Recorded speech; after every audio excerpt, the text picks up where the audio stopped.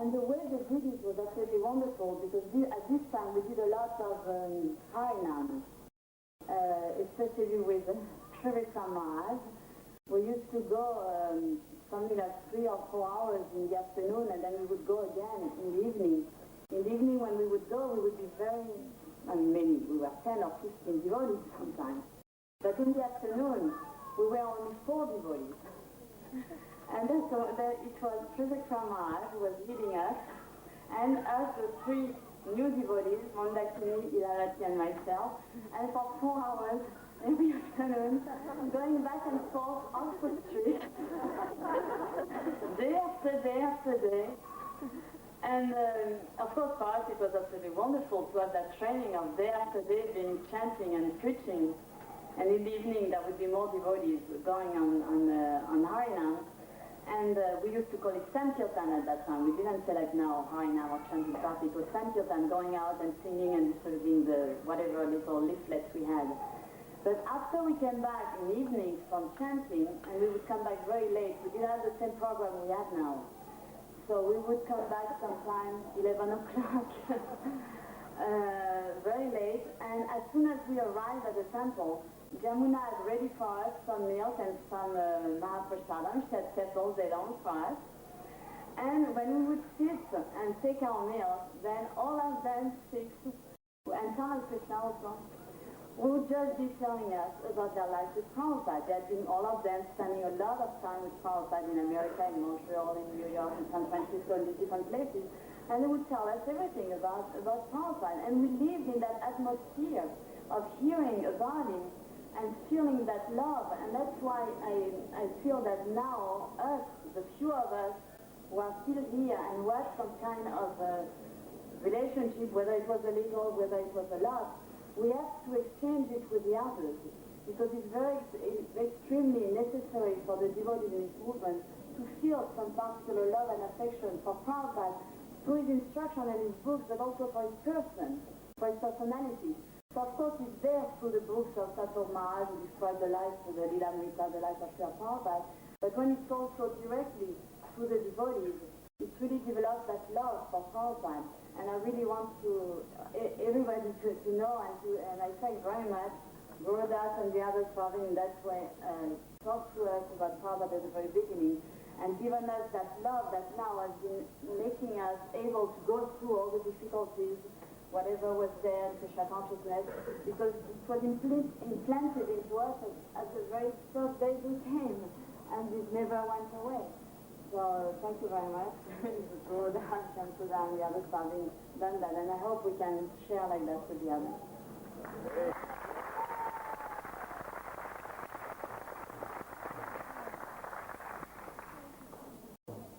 Thank you very much, Jyotirmai. You may not know it, but you painted a beautiful picture of the Panchatattva, dancing Panchatattva, and in 1971, when I went out to Manchester with Mahavishnu Swami, we took that painting. That was our also worshipable deity. I don't know where it is now.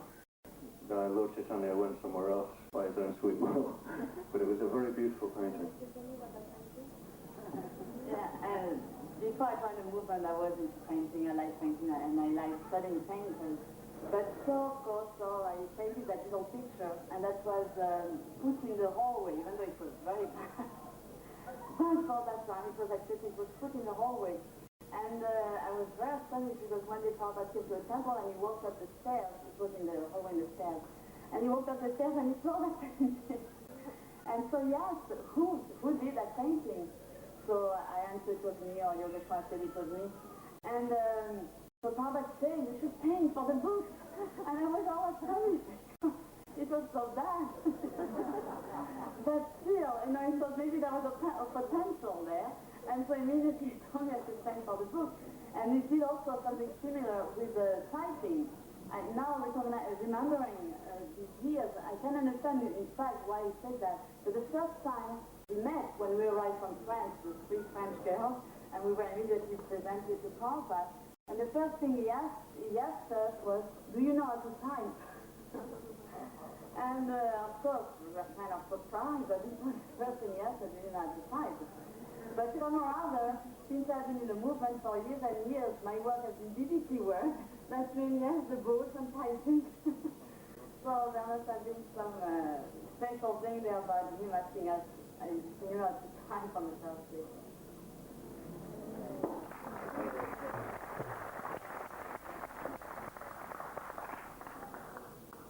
I had wanted to ask one or two of the other women who were in the temple at that time to come and speak, but I recognize they may feel perhaps a little overwhelmed by the occasion. In particular, I'm thinking of Mandakini, and I'm thinking of Leela Shakti. Perhaps they would be prepared to start together.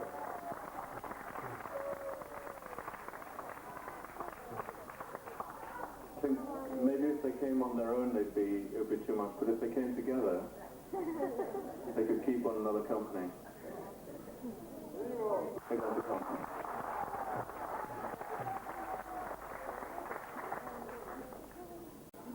You have to come too.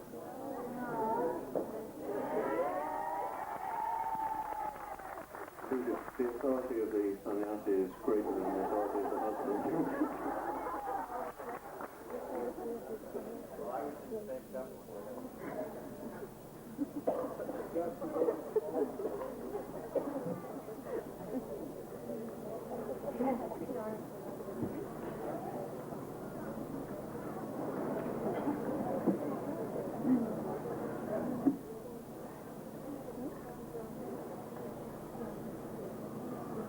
Remembering Srila Prabhupada in the weekend,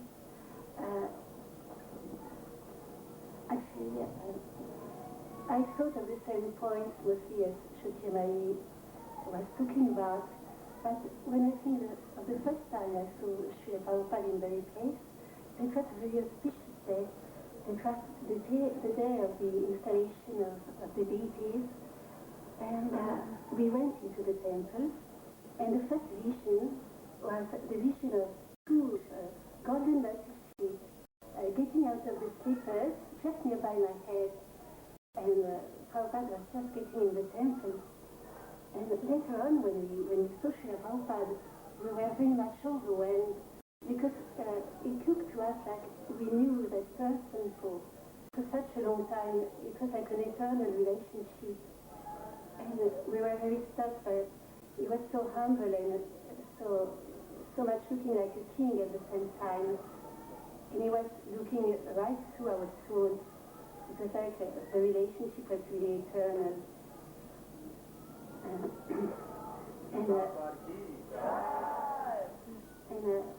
As it was pointed before, I wanted to thank all the devotees that were there at the time. We were very much at the time looking for spiritual life. We were actually ready to look for a spiritual master all over the world. And when we came to the retreat, we wanted to see if Srila Prabhupada was a real spiritual master. But we were so contaminated by the Mayavadi philosophy that everything looked very strange to us. For example, I remember at the prasada room, some devotees saying up, take some more food, take some more prasada, and the more you eat, more you are going to become spiritually realized. And it was completely the opposite of whatever we had studied before. And so we were very anxious to listen to Prabhupada's classes, and he was answering all of our doubts and our questions in the classes.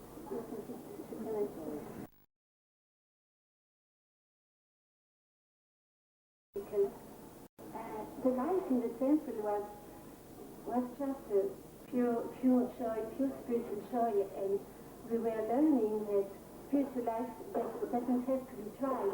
It can be very joyful.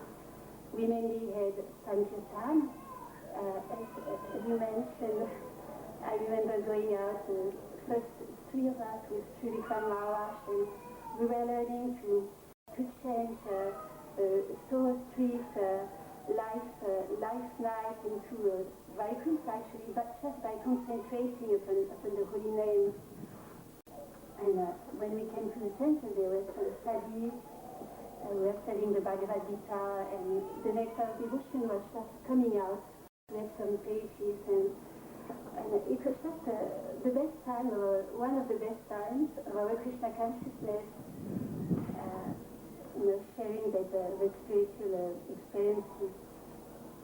And this very place temple was just a wonderful thing that we saw so many wonderful devotees coming. I remember one time Mahavishnu Maharaj came, and at this point some crazy man just knocked the deities. Remember, he came to the temple and he knocked Krishna over, and Krishna's form was broken in many places. And Krishna said that wonderfully, Mahavishnu Prabhu, you were sculpting at the time, and he was able to fix Krishna and Krishna's hands, and no, rather than his hand, it was Krishna's feet, no? And so many wonderful things were happening at the right time. So I felt very privileged to have had the association of such wonderful devotees to start this Krishna consciousness process.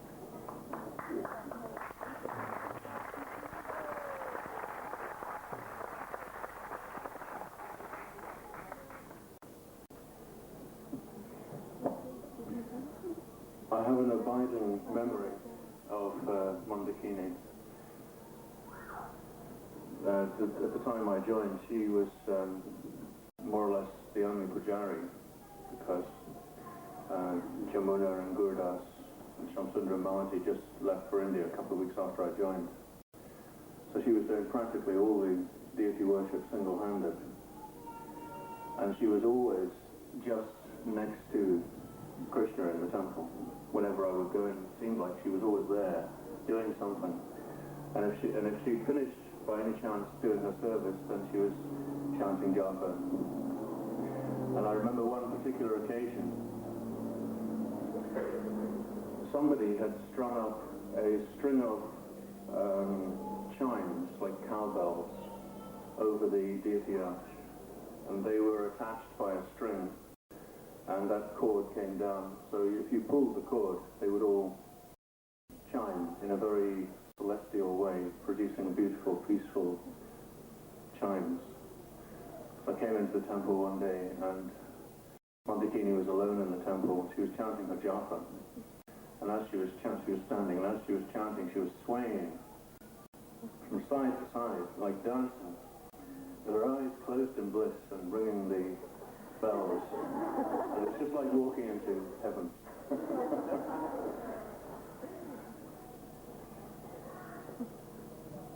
One devotee who sadly wasn't able to join us, and who I know trained Mandakini and the other women in the temple, is Mother Jamuna.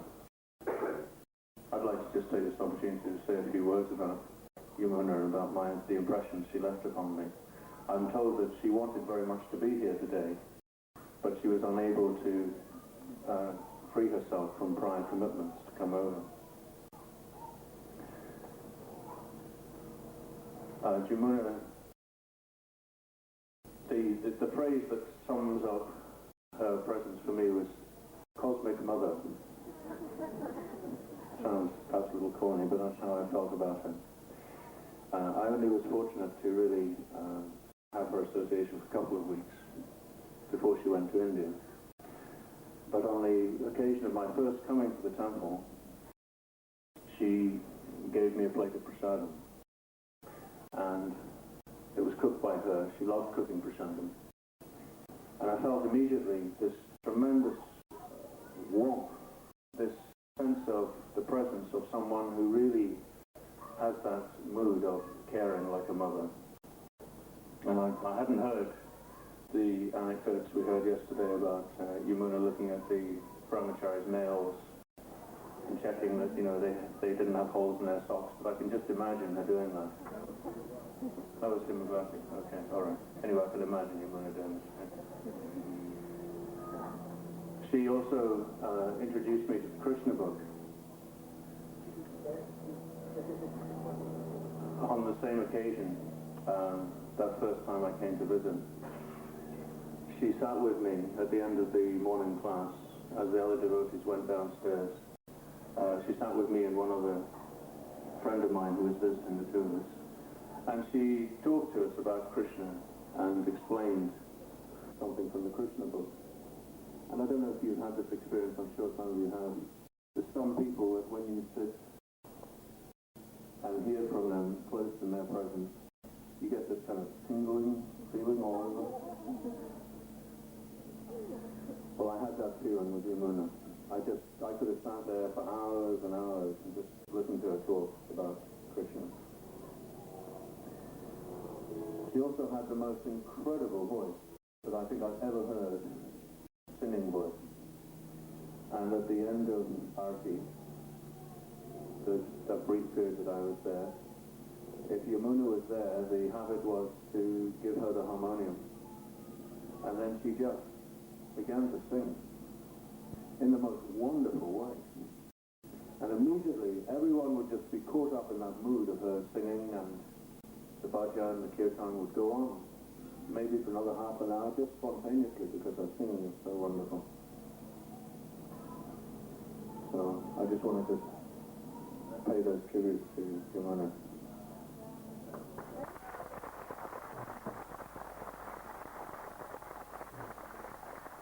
I have to take the opportunity to just tell one story about Yamuna, also directly related to Srila Prabhupada. We were at John's estate, and Prabhupada was staying in their quarters in the back, like the servants' quarters. They were nice enough cabins. And they had a little balcony out on one, I remember, and then there was a couple of the cabins there. I remember one day particularly, Yamuna had been sick, I guess, for some time. She hadn't seen Prabhupada, maybe for a couple of weeks. Whether she had left the country or she was sick, I don't remember. But she came back, and then suddenly Prabhupada walked out, and she was on the other balcony, and she saw Prabhupada, and very emotionally she looked over to Prabhupada and she said, "Prabhupada, I love you so much." It was such an emotional, full expression and so. And we were just kind of, awed by it. And Prabhupada just kind of smiled and raised his head and said, "I know."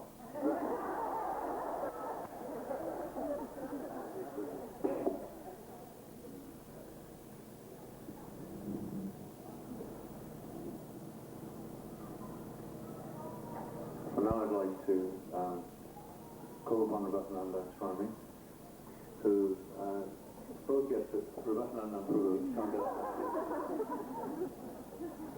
I think one realization I'm having very strongly at the moment, yesterday and today, is that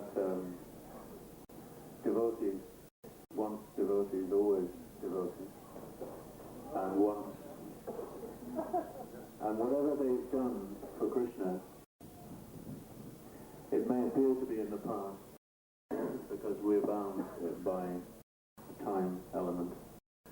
But somehow in another way, it's in the eternal present, so it's never gone. So, Bhaktivedanta Swami or Prabhu. Namaste Vishnu Padaya Krishna Prasthaya Bhutaya Srimate Bhaktivedanta Swami Namo Namaste Saraswati Devi Gauravani Pachani Nivishesha Srinivadi Paschati Dishtani. What I'm thinking is we're appreciating Srila Prabhupada so much as a wonderful, loving person, and as a kind man who was compassionate to the whole world, actually. And I'm also thinking of him in another way that he was incredibly great, that he was an incredibly wonderful philosopher. Philosophy is something we generally don't think of ourselves as being philosophers, and we don't talk much about. We think it's very difficult. It's something you study in the university and like that. It's really understanding the truth of reality and being able to understand it and then to explain it. And one of Srila Prabhupada's greatest contributions, which will show up in due course of time on the whole planet, is his ability to establish spiritual, religious principles in a powerful philosophical base, so that even the very intelligent scholar can also be convinced, as well as the person who appreciates the love and devotion. Everyone could be reached by Srila Prabhupada. before I was a devotee, when Trivikram Maharaj spoke, I was thinking, well, he's practically talking about me. I was a little younger. I was out of college when I joined. I went into college wanting to learn the truth. I even had a scholarship to study philosophy. And I discovered that the professors were simply professional teachers of some little esoteric aspect of nonsense, which they were expert at explaining in many classes. And when you finished, you hadn't learned anything of value in your life. If you were somewhat sad and unhappy at heart as I came out of my childhood, then they had nothing to help me. And I couldn't find any basis in what they were teaching to go on. And Srila Prabhupada filled that gap. He enabled me to understand who I am as an eternal spirit, and to understand my eternal relationship with Lord Krishna, the Supreme Spirit, not simply in an emotional or sentimental or dogmatic way, but in a very philosophical way. He would point out to us that the absolute truth must be there. He'd hold up a flower. He held up a flower in his room in Bombay one time, and he would say, "Look how beautiful." He would touch it to his forehead, how cool it is. A man cannot make such a thing, and yet they say it happened by accident. An artificial flower doesn't compare. I've used the example so many times, and in this way, make us understand that there must be a truth who is the greatest artist and the greatest philosopher and the greatest person in all respects. Otherwise, none of us could exist as lesser persons, lesser artists, lesser philosophers, and whatnot. And then once the principle of the absolute truth as a person is there, everything else in Krishna consciousness fits logically from one step to the next. It is such a powerful philosophy that when you teach it to other people, you fix yourself in it. He used to say sometimes that the real contribution that the spiritual master makes to us is that he fixes our intelligence in the truth. He would hold up two fingers and he would say, the intelligence and the spirit soul, the intelligence is the highest conscious level of the material body. And it is right next to the spirit soul, just like two fingers side by side. He said when the intelligence is purified and directed, the deliverance of the spirit soul is the next natural consequence. Right? And in many ways, the chanting and the service and everything else that we did that gave us an experience of Krishna consciousness also purified our minds and our intelligence until gradually, piece by piece, we understood this wonderful philosophy that left nothing out. And that when you had it, some of the devotees here used to go with me to colleges, and we used to go to some very high-level colleges in England, the biological sciences colleges, the technical colleges. We'd walk into the biological science college in northern Wales at Bangor, and I walked in and I attacked the evolutionary theory.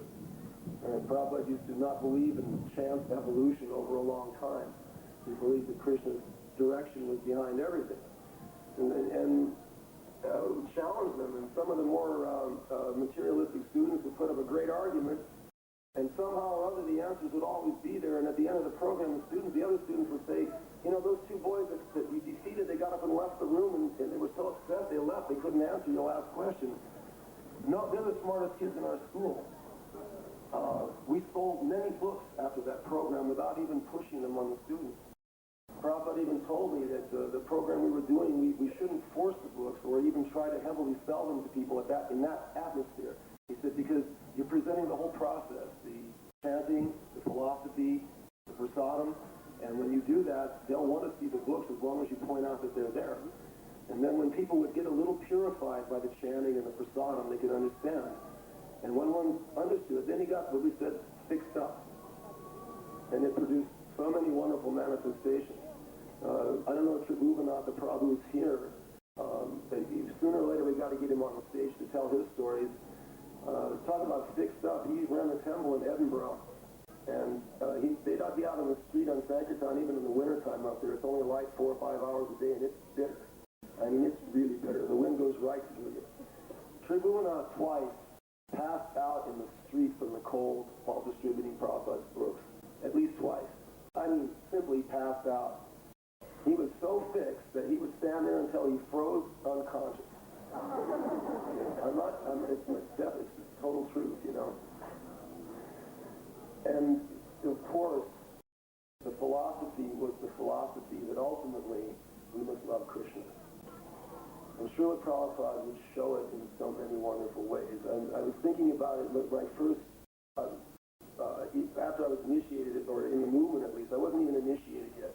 One of my first really amazing experiences of Srila Prabhupada's love for Krishna and his spiritual master came when I was in the Seattle temple.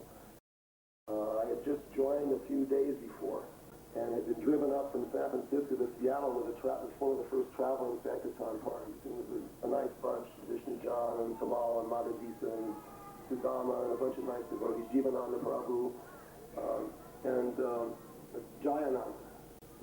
Vishnu Jan and Jayananda kept me in the movement from day to day, emotionally, with their friendship. And Srila Prabhupada's lectures 2 or 3 times a week kept my brain straight. And without both of them, my godbrother then Srila Prabhupada, I would have been gone after a week or two. Because like Srila Prabhupada said, it was a little hard at the beginning if you've been pretty fallen down when you joined. And I remember it was one of the evening lectures in Seattle in 1968. Prabhupada had received a letter from India that one of his senior godbrothers had passed from his body. And it was one of the Tirtha Maharajas. Someone may know who it was. I don't remember what his full sannyas title was, but it was something Tirtha Maharaj, who had just passed. And Prabhupada told us a story at that time. Trivikram Maharaj just touched on the story at the beginning of his talk. And Prabhupada was sitting on the Vyasasana, and he said that my godbrother was very kind upon me, because at one point he recalled me, and he wrote me a letter reminding me that Guru Maharaj had wanted me to take sannyas and preach. Was it Keshava Tirtha? No, it was something Tirtha Maharaj. It wasn't the Tirtha of the big Gaudiya Math. It was another one. There were many. But I can't remember his name. I'm sorry.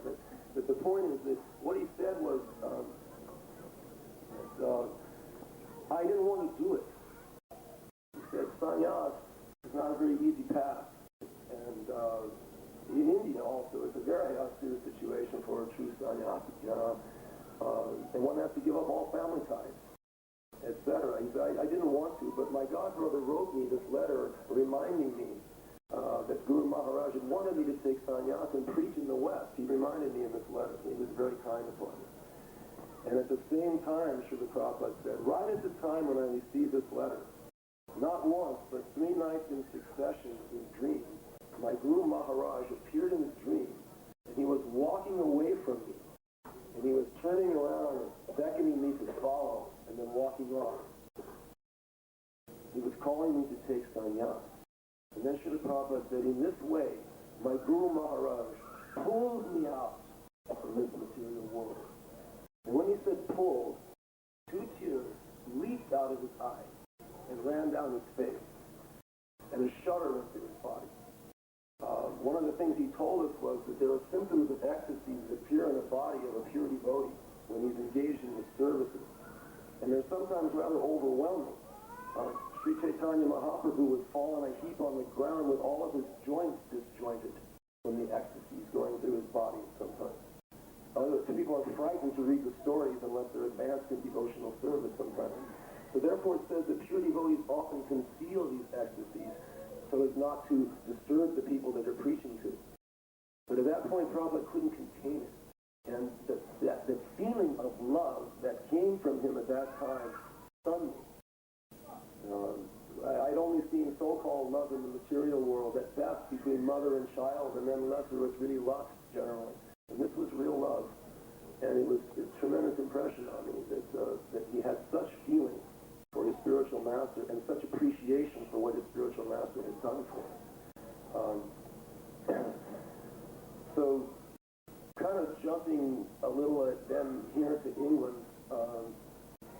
it's just that it's just a wonderland of amazing experiences that happen, and the wonderful things that Srila Prabhupada would say and do from day to day, both to fix us in our minds, the wonderful classes and lectures, the wonderful books, and also the wonderful examples and the affection that he showed for his disciples in so many ways.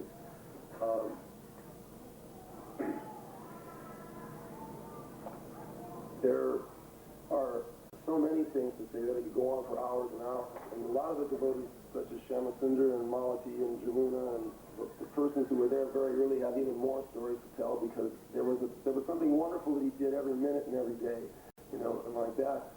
I'm just going to cap this brief portion of talk with a reminder of another, probably one of the most exceptional days in the history of the entire Krishna consciousness movement. Was the Rath Yatra here in London in 1973. Okay. We went from Hyde Park Corner to Trafalgar Square. We wanted to make a speech for Srila Prabhupada on the Rath.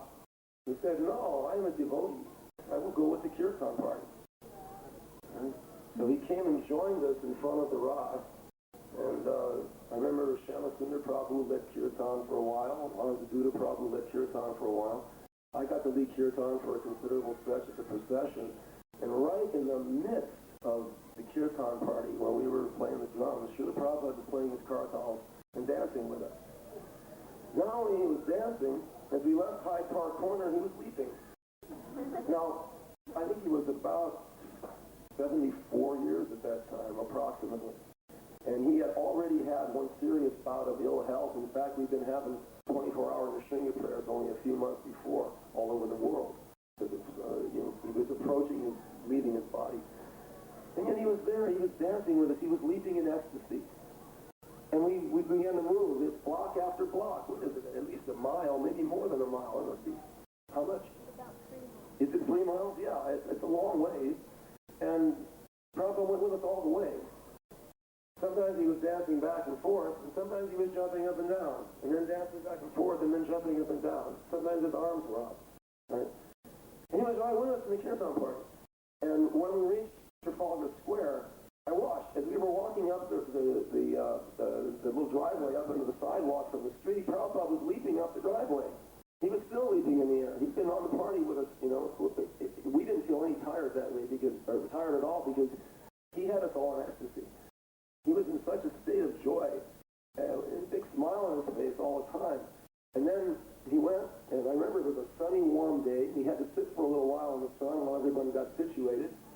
He didn't go home early. He stayed there and gave a lecture, a very nice lecture on Krishna consciousness to the crowd that was gathered. And then I remember he was driven back to his Bhaktivedanta Manor here to his room. And I figured he'd probably be resting for the rest of the day, because it was such a big exertion for someone so advanced in years and in somewhat frail health.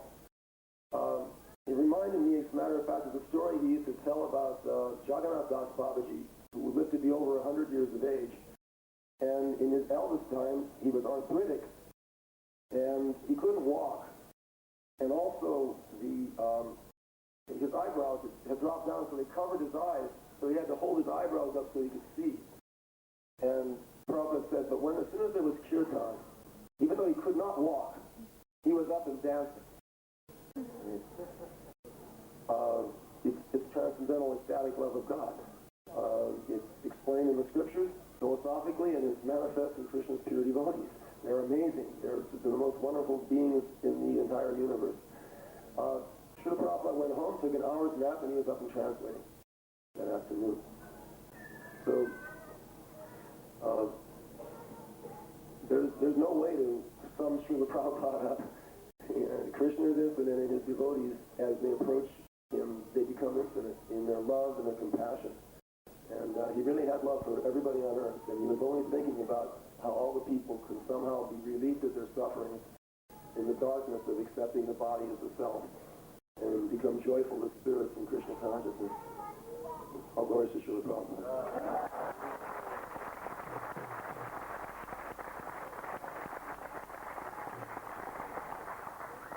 Thank you very much for Bhaktivedanta Swami.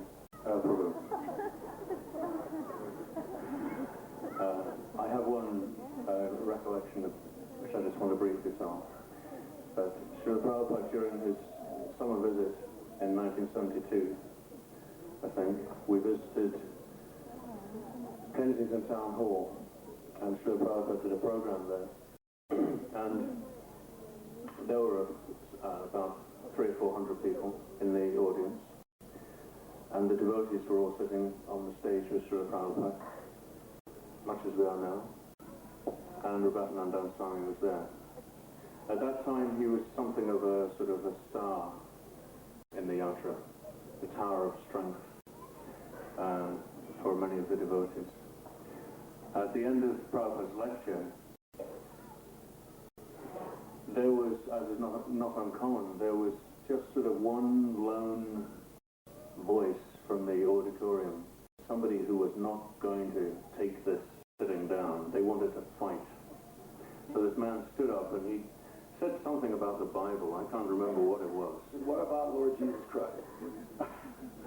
Prabhupada grimaced when he said it because he knew it was coming. Right. So he made some biblical point, and Rubatananda may have something to correct me on. And Prabhupada didn't like the challenge at all. And he didn't want to respond. But he just turned to Rubatananda and he said something like, "You answer." So Rubatananda stood up to his full height, went to the microphone. No, I had full stage fright, and I had a complete blank mind as I walked to the microphone. I didn't expect to be saying a word that night, and I wasn't prepared at all. I was stunned. Well, that's amazing, because what you came out with was, just so fluent and so devastating that you went on without drawing a breath for about 2 minutes. And at the end of the 2 minutes, the man, as you were talking, was just gradually, he stood up, he was gradually sinking back down into his chair until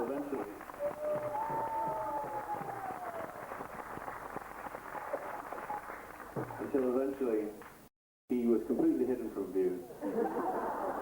And then when Rubatananda finally had to stop to draw breath, all the devotees just cheered, Haribol! And Prabhupada said, "Now have kirtan." And for days after that, Srila Prabhupada was speaking about that occasion. He was very, very appreciative of Rubatananda's response. Okay, what I got to say here is that what I said is true. I was stunned. When I walked to the microphone, I had a blank mind, and I was almost in a panic. And I knew I had to do it because Prabhupada told me to, so I just opened my mouth, and it all came out. And that's the whole point. When anyone is preaching Krishna consciousness and simply trying to pass on what they've heard from their spiritual master, Krishna gives you the intelligence from within your heart as the super soul, and I swear it wasn't me that answered that question. It was Krishna glorifying his devotee. It really was. And I just felt real lucky. And that's how, I'll tell you, I felt really lucky to be here in England at that time. Because that very place temple was the most joyful temple I've ever been in. It was the most austere. The Edinburgh temple was even more joyful because it was even more austere. Not even more, both places. Incredible. The devotees were so joyful. Physically, they were tolerating all kinds of crowding and cold and ice water showers at 4 o'clock in the morning and everything else. And it was just such a happy place. And again, as Krishna Prabhupada said, if one is Krishna conscious, he will be joyful. He cannot be morose. And it was just a joyful scene. And as I say, it's all held together by the super soul from within our hearts. He always gives us the intelligence to do our services. And if we're simply chanting and being Krishna conscious, he'll help us to get along together and get on with it. Yeah. Thank you very much. It's like Rodney King in Los Angeles, the black man that was beaten on the videotape. I don't know if you heard about it here in England. It was a huge thing in the United States, all over the country about it. And he got up afterward, he'd been beaten and everything, and he said, somehow, can't we just get along? Can't we try and get along? Can't we all get along together? He was a bad man, but people in the bodily conception of life have so many differences. Skin color, race, wealth, poor, there's so many demarcations. And somehow they can't get along. It's getting worse all the time as the world gets more and more into gross bodily consciousness. Krishna consciousness is the remedy for this. The spiritual platform is where we get the unity that we all desire. And the real brotherhood and sisterhood and love between people comes. Prabhupada said, how can you expect to love one another as brother and sister if you don't love your father? You can't reject your father and accept your brothers and sisters. You mentioned Edinburgh. Is Tribhuvanov here?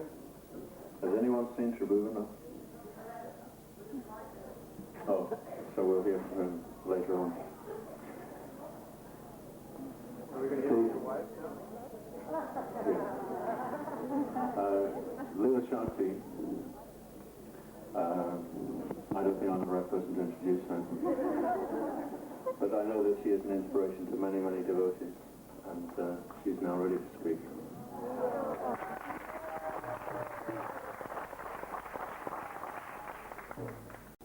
Yes, it was October 69. My sister Inga and I, she was later called Indrani. We decided to go to London to find the meaning of life. And the easiest way of doing that was being au pair. Easiest way of staying in London, not to find the meaning of life. So when we were ready to go, packing our suitcases, on the radio, they played a new release by George Harrison, and there was the Hare Krishna mantra. It was amazing sound, something just stirred in me. I started jumping up and down, thinking how to find out more about this. And after we'd been in London for a couple of days, we went sightseeing, walking down Oxford Street, and there was the same mantra being chanted by these strange people dressed in orange. So we just crossed the road, ran up to one of the brahmacharis and said, "What are you doing? What is this religion?" And he said, "It's a kind of Hinduism, and we're just trying to purify your heart." They gave me a leaflet saying, "Come to Conway Hall," that's spiritual masters giving talks there every Wednesday night, I think it was. So we went along, and quite early, and there were some devotees around, and they looked very strange, very transcendental. They had this look in their eyes that no other people had. And it was just amazing. I remember we met Trivikram Maharaj first, and we used to call him He with the Eyes. Everyone had such a strange name. And I remember called Dharanjaya, the kind one. Gurdas was easy, we called him Gurdas. Anyway, the first, they looked very strange, the way they were dressed as well. It was very, very cold. I remember Tamal Krishna was wearing Swami hats with a woolly hat on top. And Mars, he was wearing 2 coats. So it was like something from a different planet. And I think I told this story before. My English was worse then than it is now, and I didn't understand that much. So when Srila Prabhupada giving his talk, first I was a bit frightened. I thought he was very stern with his devotees. But in the middle of the talk, little Saraswati, she told us about 1 year old, she ran up to Prabhupada and he just gave her all the attention and started playing with her. And then I want to see how kind and friendly he was.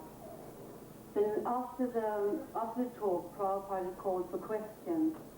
And this Indian lady stood up, very challenging, and said, "What are you doing for all the suffering in the world?" And Prabhupada laughed and said, "Join us, we are not suffering." And I was thinking, that's it.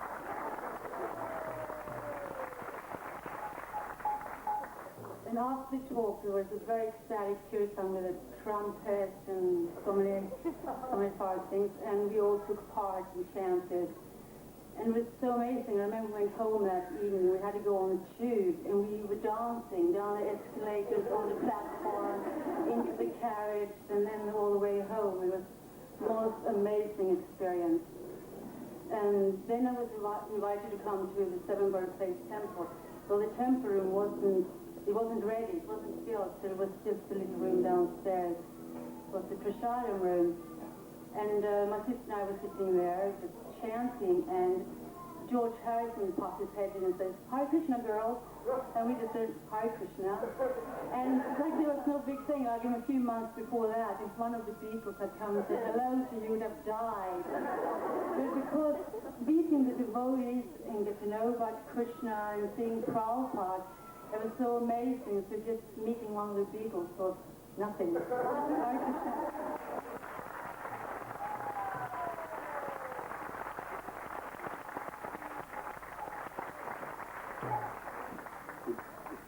quick anecdote here. It's, again, on a little more serious side, it's very brief. Dhananjaya was mentioned. Dhananjaya told me one morning while we were in Mary Place, he was coming upstairs the night before late. He was doing something, kept him up late. And everyone was already in bed. And he went upstairs, and as he was coming up past the first floor, there where Prabhupada's door was, Prabhupada's door opened, and Prabhupada hadn't been feeling well. And he came out coughing, all congested up. And he went into the bathroom, and Dhananjaya heard him in there coughing up mucus and spitting it out into the sink. And it was late, and Prabhupada had already been taking rest. He'd gotten up as he had to. As he came back out of the bathroom and walked by Dhananjaya was standing there, very grave, and Prabhupada looked at him and said, sincerity of purpose, that is all that matters. And he walked into his room.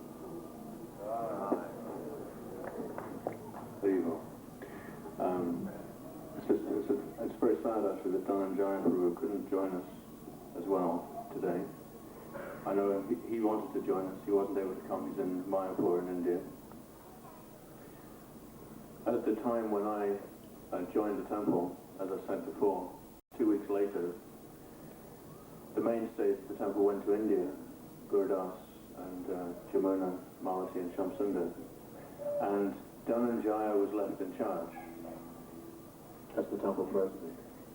And I know that he'd been a devotee, I think, for 15 months at that time, and it was a huge burden for him to carry. But he carried it really wonderfully, and he really made tremendous sacrifices to keep everything going, try to keep up the incredibly high standard that had been set by the original devotees. So it's a great shame that Dhananjaya is not here today, but hopefully he's here in spirit. I'm sure he is. Dhananjaya Prabhu ki jai. Also, all glory to Dayananda Prabhu also, who was the president when I got to Mary Place. He was a really staunch devotee. He came to Hawaii just a little while back, which is where I've been living the last few years. Dayananda. And he was also the head of the Gurukul, the first Gurukul. He came there and he said he found out there was going to be a reunion in England. I mentioned to him that I was considering whether to try to come or not. It was a long way, it was expensive and like that. And Dayananda told me immediately, he said, well, Ravi, if you decide you're going to go, he said, you call me on the phone, I'll send you $100, okay? There's another great devotee that was here that we don't remember too often, but he was holding the temple together when I got to London. He was the only senior devotee in the movement here at that time.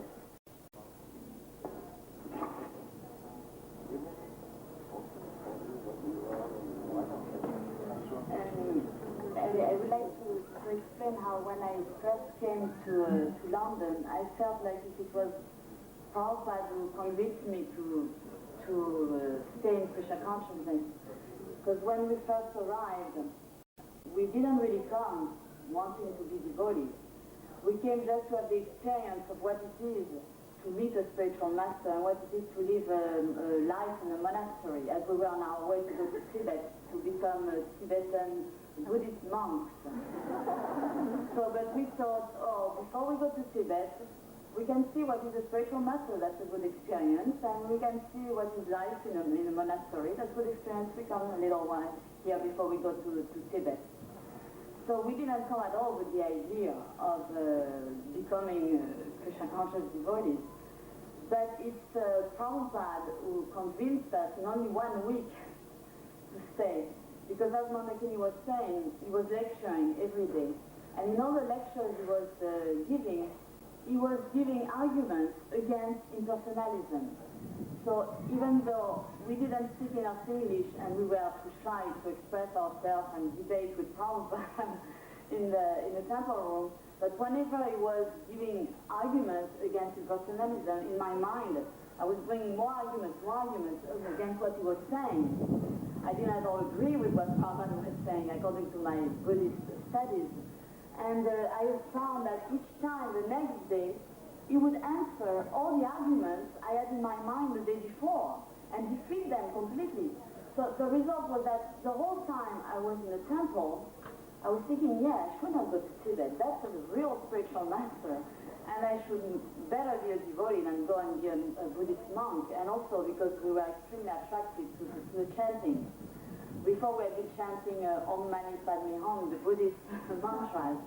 But this Hare Krishna mantra was much, much, much better than the Buddhist mantras. And like that, day after day, whenever I was in a temple room with Prabhupada chanting and hearing talk, I was thinking, I say, yeah, I'm not going to Tibet. And then when I would leave the temple room and leave the deities and Prabhupada association and hearing him and hearing the chanting, I thought, well, I'm thinking, I'm going to Tibet, I'm not staying here, that's not my philosophy, that's not what I want to follow. And then the next day, the same thing again. I was completely convinced I should stay and follow this Krishna consciousness philosophy. And it went on like that every day for the 5 days Prabhupada was here. Until on the 5th day, Prabhupada was giving initiation. And Prabhupada said to Sama Krishna that we should be initiated. and Sama Krishna knew a little bit what was our mind. So he said, well, Prabhupada, I don't think they are ready to be initiated. So finally, we were initiated only 1 month later. But I thought, I don't know if it's a fact, but I thought that Prabhupada must have been conscious of what was going on in our mind, this hesitation between going to impersonalism, going to personalism and becoming devotee, and seeing the progress that was coming in these 5 days in our heart, in our understanding of Krishna consciousness.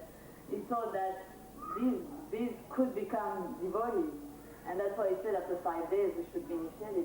And that's how and of course, when I was initiated, Prabhupada gave me the name Jyotirmayi, which is the name of the Brahma Jyoti. So, certainly he must have known that there was some impersonalism there. And it's a very extraordinary experience. And many other devotees have told me also how they had these telepathic connection with Prabhupada, and one was a very funny one. I think it's either Gurdas who told me that story, or it's similar to yourself, but it's just a very short thing, it's very funny. But Prabhupada was giving a lecture, and he was saying how from the Bhagavad Gita, Krishna said you should give a flower, a leaf of water to Krishna, a flower. And Himavati just thought, like that, what is a flower? A cauliflower? And Prabhupada turned to her and said, yes, a cauliflower. And another time something like that also happened. It was when I was translating with Prabhupada, that was in French, because I had much more contact with Prabhupada in France than in London. And I was translating for Prabhupada, and I missed out a word. And so I didn't say it in French. And Prabhupada, he told me the word in English so that I could repeat it in French. So I was very astonished. How did you know that I didn't translate that particular word? But he told me to translate it, and I did. And it's very, very extraordinary how the relationship with Prabhupada was in talking, that it was also sometimes in just a soul-to-soul connection.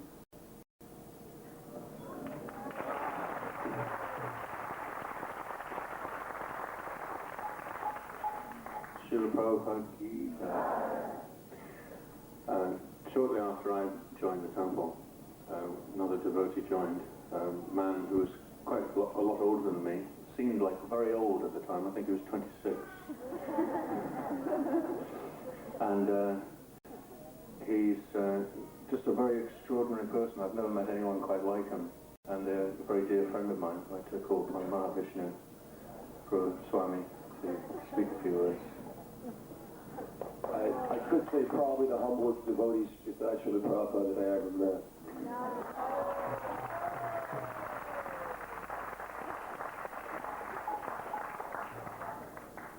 So,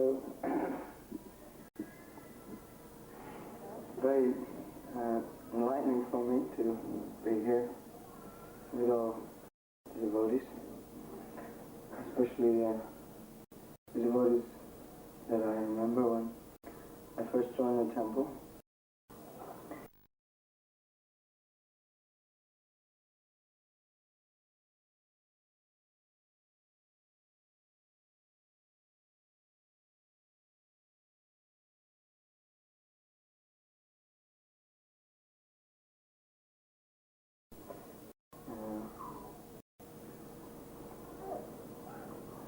Actually, when I came to the temple, then I was already convinced by Prabhupada's books. I can say that.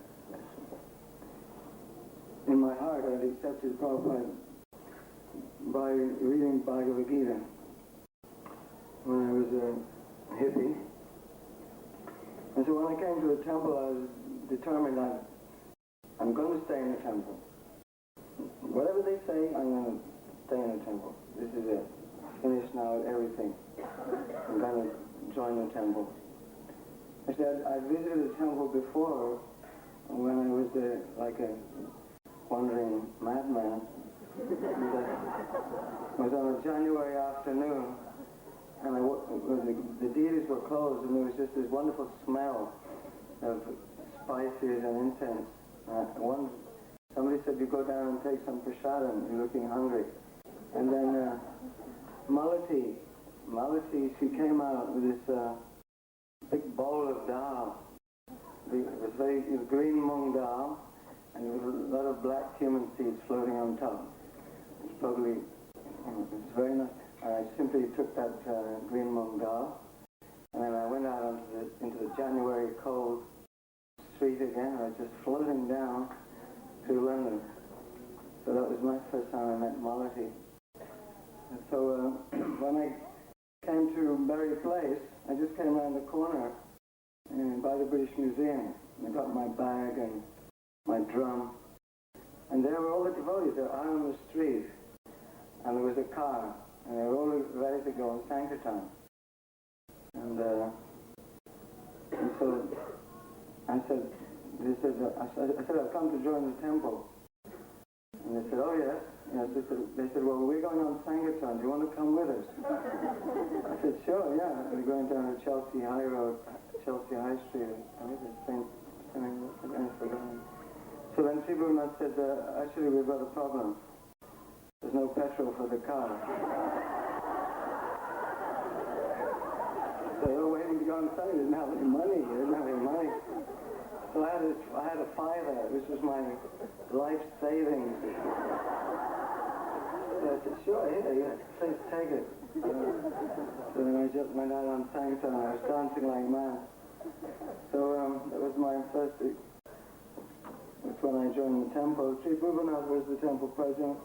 Mukunda was also there. And I could understand there were very senior devotees who had been there for a longer time. One incident I remember, it was a funny incident. We were all lining up to go on Sankirtan in the hallway before we went down Oxford Street. And I was used to kind of hippie life, but then all of a sudden I was a little startled because the electricity man, he burst into Bury Place with his overalls on, with a big like pair of slippers or something, to switch off the electricity because the bill hadn't been paid. So then Sri Bhuvanath went running up the stairs, bring some money. He went off to bring some money, and the electricity man went off. Some early remembrances. Then I was very fortunate that every day Rugatananda Maharaj was giving his high-powered lectures, and I was just sitting there soaking it in, and that his lectures formed the foundation of my Krishna consciousness and experiencing Krishna consciousness. I'm very much indebted to him for his constant preaching and leading us in those early days.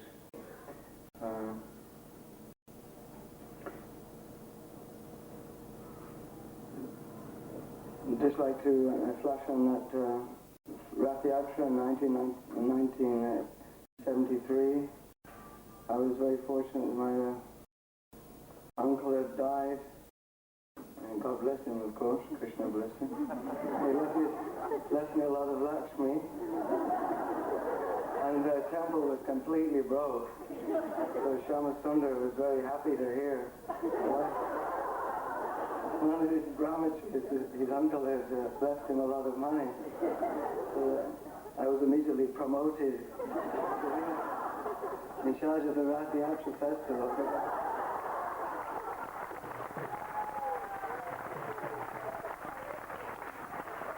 didn't know anything.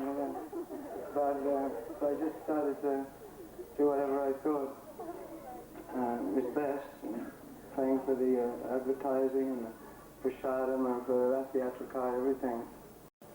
And it was, I'd just like to say that everyone was dancing in ecstasy during the Rathiatra festival, but I was in total anxiety, completely freaked out. You know? I didn't have time to even look at Prabhupada. You know, I was so worried. The police were saying, "What's this man doing?" Because I was in charge of the procession. "What's this man doing?" His Prabhupada was stopping there, and the whole procession was blocking up the whole of London. And the police were saying to me, "Can't you make him move? Can't you make..."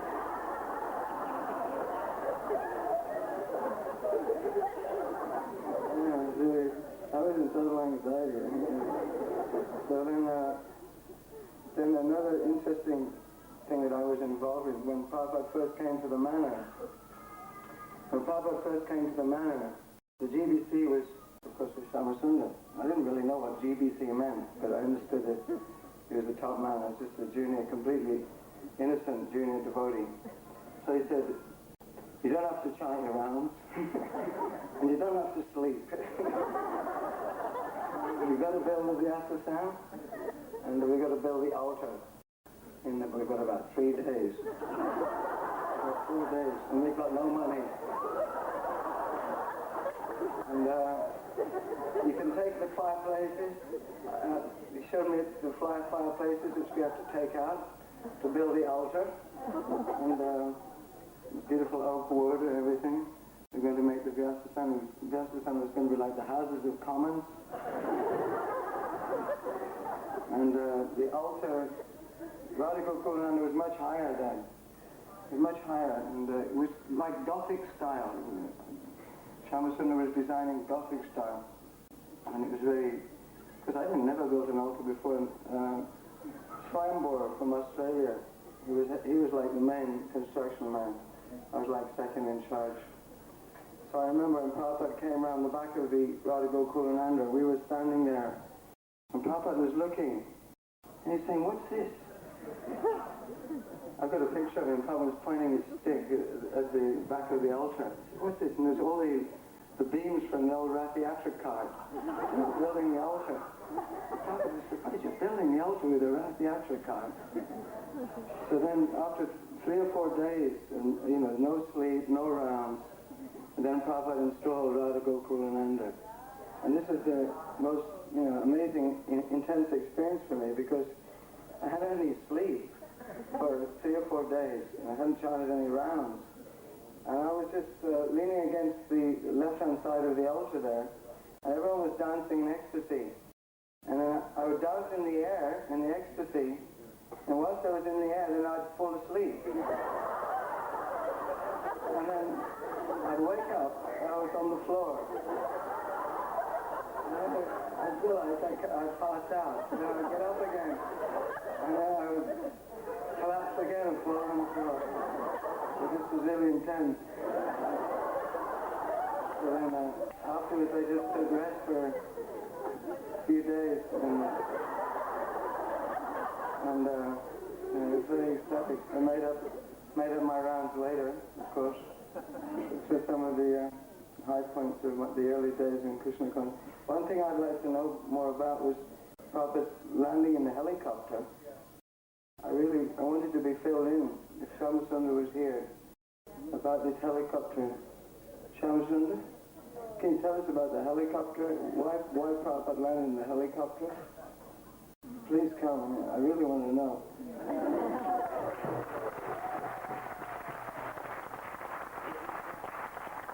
I don't think Mahavishnu Maharaj slept for a whole week before that celebration. Is that right? Did you ever go to bed? Every time I walked through, Mahavishnu was wandering. He was going from one place to another. The nail, he put a nail here and something like that. And it's just unbelievable. I'm sitting here and I'm thinking I'm surrounded by personified virtues. There's dedication, there's staunchness, there's humility, there's kindness, and there's the reason that we are all whatever we've become by His grace. Some of us might not even be here. Jai Srila Prabhupada.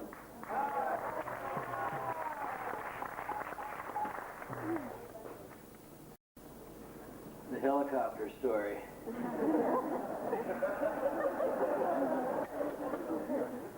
I think it all had to do with the fact that we didn't have a very nice car.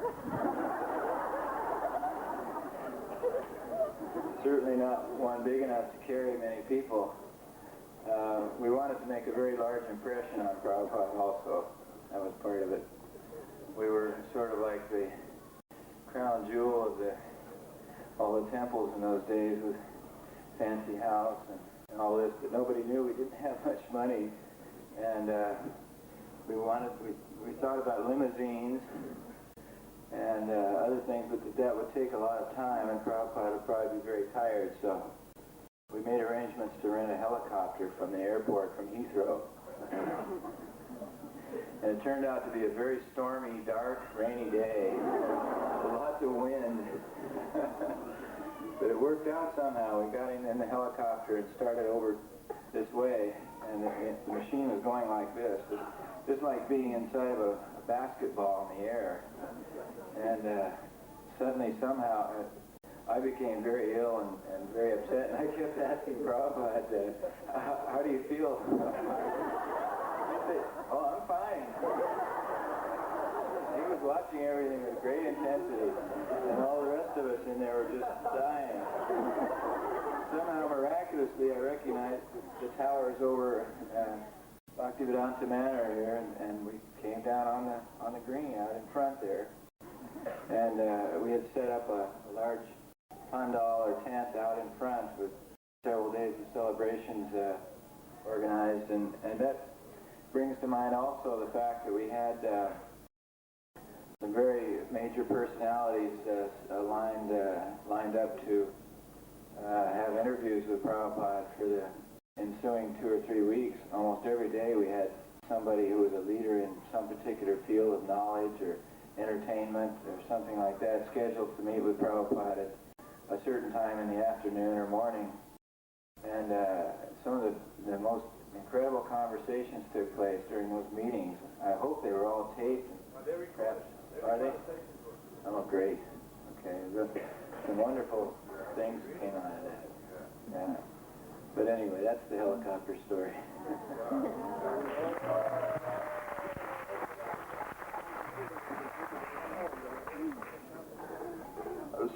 I just want to say 2 stories, since there's a lot of wonderful humor about Prabhupada too. First, cars. We were riding in Bengal, and there was lots of people on the road, and we weren't always used to that. And it seemed that there's some amazing demigod that if the horn of the car would blow, then people would just merge towards the edge of the road and not be hit. And it's amazing how all this activity, people drying dal by the side of the road, and cows and bicycles and people, and the cars didn't hit them, and the rickshaws didn't, and so this was, to me, a proof of Krishna. So then the horn broke in the car, and everybody was still worried about hitting people and everything, and Prabhupada was completely unmoved. And then he said, "Give me my plate." And he took his plate, and he took his cane, and he hit the plate. And when people heard the plate gonging, they would go by the side of the road. The bicycles and the people and the cows, they would just like usually merge by the side of the road. So he was hitting his plate, and then he gave it to me to continue hitting, and he said, they will think this is an American invention and try to imitate.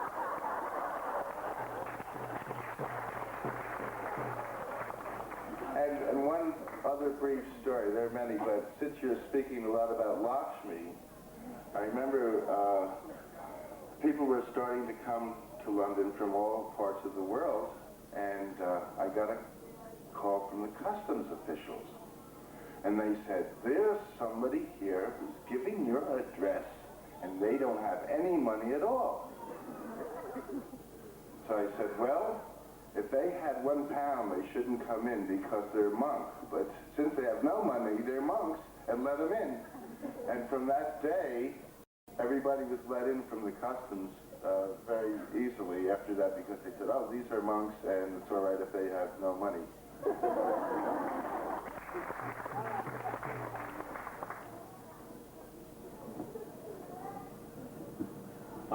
Now that we've got Shamsundar on the stage, I really want to ask him if he's able to speak some more.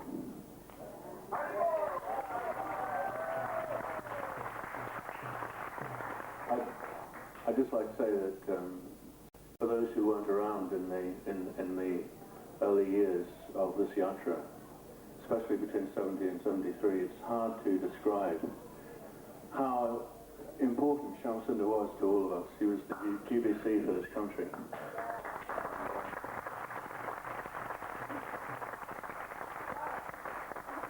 He seems to be pretty much the constant companion of Srila Prabhupada wherever he went. Wherever Prabhupada went, Shamsundar was always there. He was Prabhupada's scribe. He wrote all Prabhupada's letters. He wrote on behalf of Srila Prabhupada many letters. He was Prabhupada's secretary. He said, Prabhupada said, I will never have such a good secretary as Shamsundar has been. I think that, throughout the society, he was seen as someone very special, and I know that we in England felt extremely fortunate that we had a very close personal link with Shamsundar.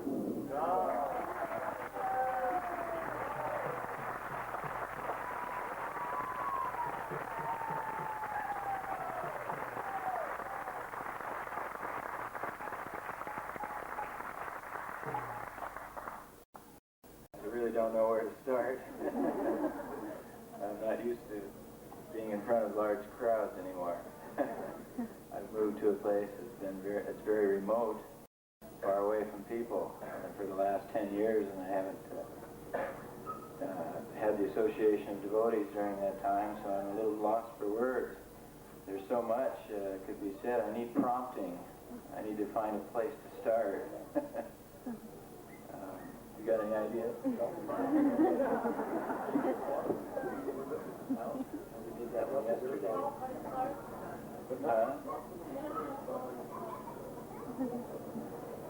time when you were going away, just before you went, you actually, and when you came back, you said, I haven't seen you for months, but I've been chanting on you. That's a chant.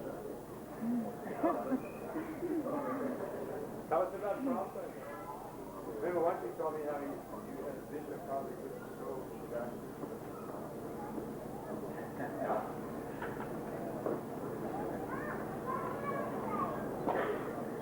Building the temple.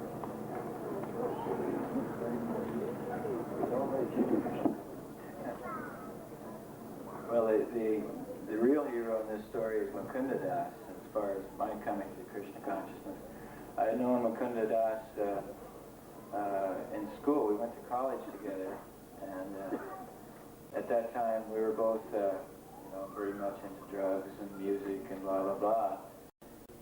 And I lost contact with him. He went back to New York City, and I went through a series of trials and tribulations, literally trials. Found myself with Malati, who at that time was my girlfriend, in a fire lookout in Central Oregon, high in the mountains for the summer, to try to get away from our past and so on, from our friends and bad influences. And toward the end of the summer, one day it began to snow, and it looked like that our job would be finished up there. Or no, I should say that the day before that, Mukunda showed up, Michael Grant, with his girlfriend, who was the sister of Jamuna, who was my friend. And he told us about it. Something was different with him. He was always smiling. He wouldn't take any forms of intoxicants or meat or anything that we were offering him. And he began to tell us about this Swami that he had met in New York City. And I had, during the summer, had been reading some books up in this fire tower. I was sitting up there alone all day watching for fires, so I had lots of time to read. I'd been reading books about yoga and Tibet and so on. And I began to become interested in what Michael was saying. And the next morning it snowed heavily, and they called up on the radio and said, well, you can go now. Your time is over in the fire lookout. So Mukunda was on his way to San Francisco at that time, the next morning anyway, to start a temple for this Swami in New York. So we thought, well, this looks interesting. Let's tag along. We weren't about to be convinced that what he was doing was for us, but we thought we would see for a while what Michael was doing. So we all moved together into an apartment on, strangely enough, a street called Lucky Street, in the Mission District in San Francisco. And we carried on with our normal illicit activities for a couple of 3 months there, while Mukunda refused to take meat or any forms of intoxicants, and he was always happy and always smiling and wasn't bothered by things, and we began to become more and more attracted to the whole idea through Mukunda's personal example.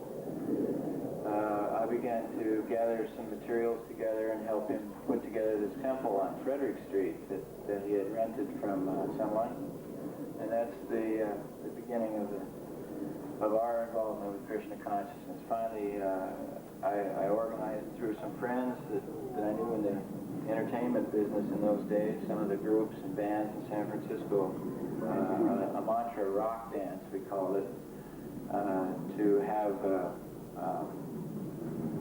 a kind of an event or an occasion to bring this Swami out from New York. And as soon as he came, then of course everything changed, and we were quite convinced by his example to become devotees of Krishna.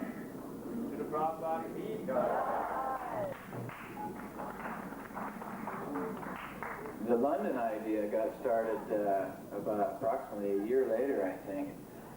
During the time before I was a devotee, I was involved in drug selling, and I was caught.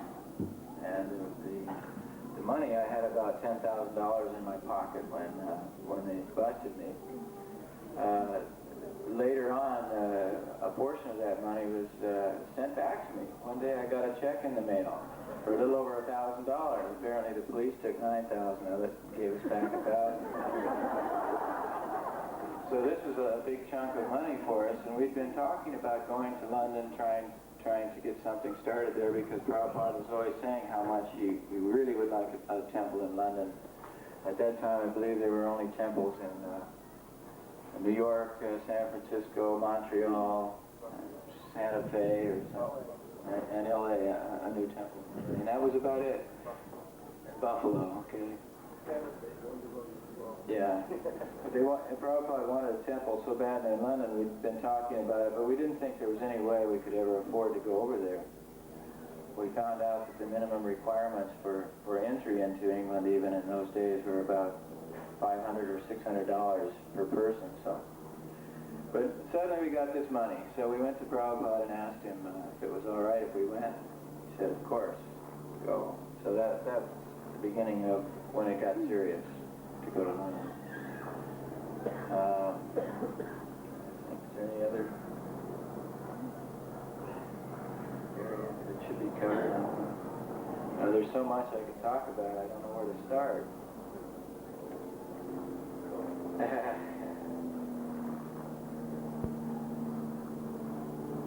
Tell us when Prabhupada first came to London and the group of you, Shaman, Dave.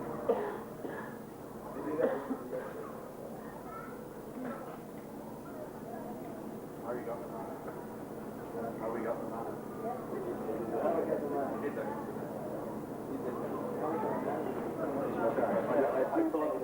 While he was talking about it, there's one that I've got to tell about how I happened to come in, because it was close to a miracle, and it took a few days for it to dawn on me what had happened, and it was one of the things that finally let me drag my weary bones into the temple. I'd been chanting for probably about a year and a half. I actually had found myself very detached at a certain point. Like I said, I lost the point of going to school, so I left it, and then I wound up one nice man opened up his land in Northern California, let anybody come stay on it. And I had nowhere to go at that time. I wanted to get out of the city because drugs were a problem and like that. So I went up to this place. It was called Morningstar. And it was an open commune.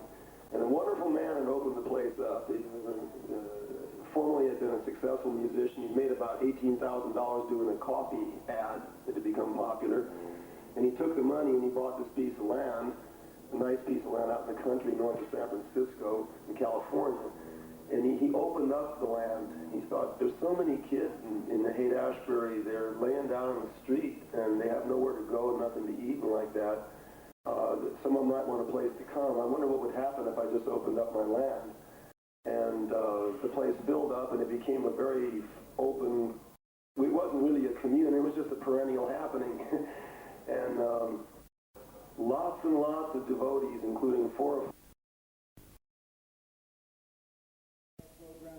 Reminiscences and remembrances by leading devotees of life in England and experiences of devotional service in years gone by.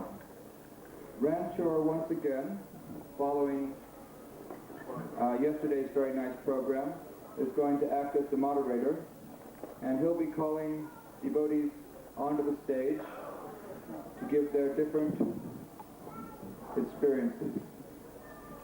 Ranchor Prabhu Ki! Srila Prabhupada Ki.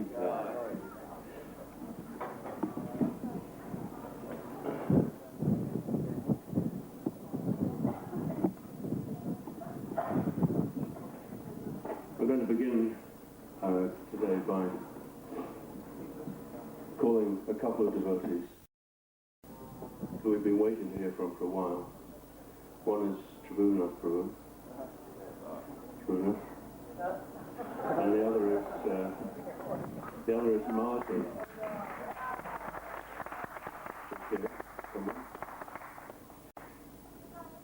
And I'd just like to ask your indulgence, all of you, that it's not easy always to know who to call. So if there are any amongst you who feel some inspiration that there's something you really want to say, then please tell me. Don't suffer in silence. Well, you're here now. This is not necessarily an order of seniority. It's informal.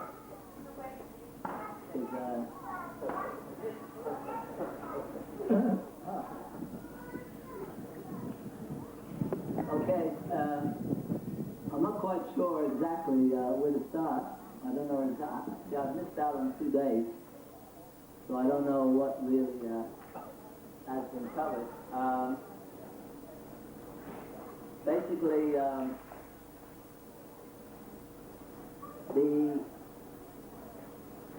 the thing which I think most devotees have felt over the last couple of days, because I haven't been here completely, but I think all of that mood is particularly a mood that is directly coming from particularly the association with Srila Prabhupada.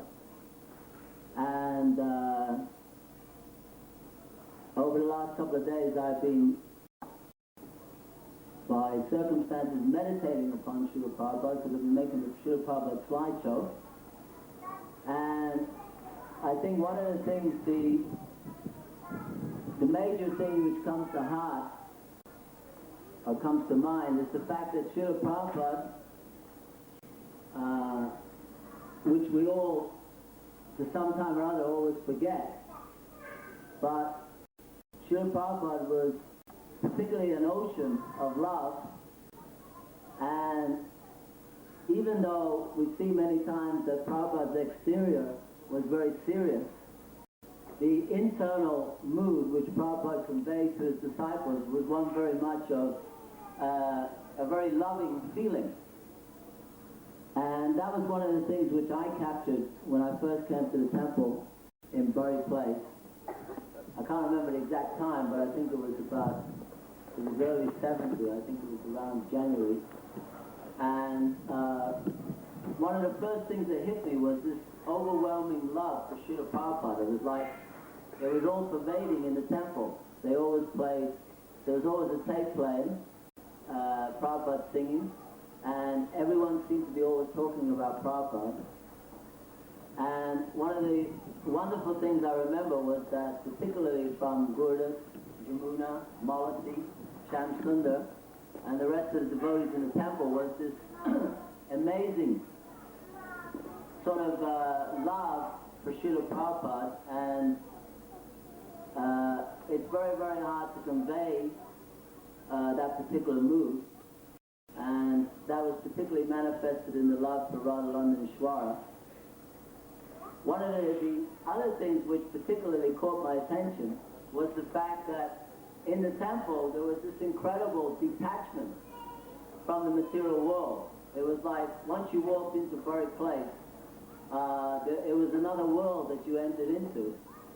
And particularly I remember that in those days, when I first arrived, when I first came into the temple, Dhananjaya took me around the temple, and he was showing me, I think he was trying to attract me to the temple, so he took me up to the temple. And I remember particularly that in every single room it was bare. There was nothing. You know, and like he'd open a room and he'd say, and this is the so-and-so room. And I'd look in and there would be nothing. I thought, wow. You know, and it was like he was really pleased to show me that room. And I thought, well, you know, and then the Brahmachari ashram was on the top floor. And he opened the room to the Brahmachari ashram and he said, and this is where we all sleep. And I looked in and there was a room. I mean, how big was that room? It was a tiny room and there wasn't one stitch of bedding. And I thought, wow, these people are really spiritual. They all at nighttime, they all just lie on this floor. You know, I had this vision. At that time, I was very much attracted to renunciation and the idea of, I was a little bit into, well, kind of like speculation, but I was into this idea of total renunciation from life, due to, as Prabhupada said, the frustration of the 60s. But I remember that, particularly that at that particular time, one of the things is that you didn't have any bedding. No one had anything. So the thing was, if you were late to bed, which I always am, you had to kind of creep up to someone and sneak the blanket off them. So I became quite expert because some devotees used to take more blankets than the others. And I remember I used to have to actually crawl up and kind of sneak the blanket off the person, and that would be the bedding. And the other thing was we shared everything. I remember we shared everything. We even shared the same toothpaste. We had this is supposed to be the toothpaste that would get rid of everything. I think it almost got rid of my teeth, you know? It was just concentrated mustard oil with salt. And everyone used to dip the toothbrush in the morning. And then run out, you'd be going around looking to see, Prabhu, can I some off your toothbrush? You know, it was a bit far out. And the other thing was, particularly which I loved about Bury Place, was that it was very much a family mood. There was an incredible family mood. I mean, there was, I know I can honestly say this, in terms of women and men living together, I never felt any agitation living in Bury Place, you know, as opposed to other temples where you might feel that, but it was such a family mood. I remember one time the temple was attacked, and we used to, on Saturday night sometimes, people would come and they used to smash the door, hit the door, and now and again they'd smack the window. So I remember one night I just rushed up, and I had like a gumption, it was just a piece of dhoti, and I ran down, and I remember tackling these guys out in the street, and in the course of the fight I lost my gumption altogether, and I was chasing these guys down the road in my Brahmin underwear, you know. I felt a bit of an idiot. But I remember at the time it didn't disturb me or anyone else. It was just like I came back and I said, where's my thing? And put it on. And the incredible thing about Bury Place was that like everything was centered around Harinam. That's That's the one thing I remember. It was Harinam, Harinam, and then more Harinam. Because one of the things which, when I first arrived, I think it was about 7 o'clock at night, there was Aarti, and then right after Aarti we went out in Harinam. And sometimes we were out till 10:30, 11 o'clock. And then, I don't know what time we got up from Mangalati though. But I know we used to get back at 11 o'clock at night. And I just remember that the intensity of doing, because in those days, as I remember, there wasn't very many books. That was even before Krishna books. And we used to have BCGs stapled together, I think it was. Wasn't it? Something like that. I remember we used to give out something. But, so I remember that the Harinam was like, we used to go out in the morning, 10 o'clock, 11, and then it'd go right through until 1 o'clock, I think, someone would bring Prasadam out, and then we go through till 5, and then we come back, and then we'd have the evening aarti, and then we'd go out for the evening kirtan. And I remember, this is a true story, which I remember very vividly, in that Brahmachari ashram in Bury Place. I actually woke up one night, and I was sitting up, and I looked around, and everyone in the room was chanting Hare Krishna practically. Everyone in the room was like, Hare Krishna, Hare Krishna, Hare Krishna. I swear, I was looking at each one was actually kind of like, it was almost like the Holy Name just pervaded the whole room. And I really felt that this is the energy of this temple, that it was constant kirtan, and everybody went in Harinam. And one of the beauties of Harinam was, I don't even remember even having my own shoes. And I remember that if you were late on Harinam, you didn't get any shoes. So one of the things is that at the rush for Harinam was always to get the shoes, because we were covered with the shoes in it. And I remember at least on 4 occasions, people buying shoes for the devotees on Harinam. A lady came up to me at least on 2 or 3 occasions, because it was like pouring with rain, and these devotees were running around in bare feet at the back. There was the ones at the back with no shoes. And she was asking me, what size does he take? And I said, what do you mean? Well, it was like someone at the back, she wanted to buy them some shoes, so I asked him what size he takes. And that was one of the things that Harinam particularly is something I remember very dearly, because usually I had to lead it. I know Dhananjaya also, and of course Gurudas and the other devotees. But then in 1970, when they went to India, Prabhupada called, I think Prabhupada took, how many devotees at that time? 18. He took 18 devotees from the temple. Not from our temple, all over. All over, right. But I think at that time, quite a few devotees went from Bury Place.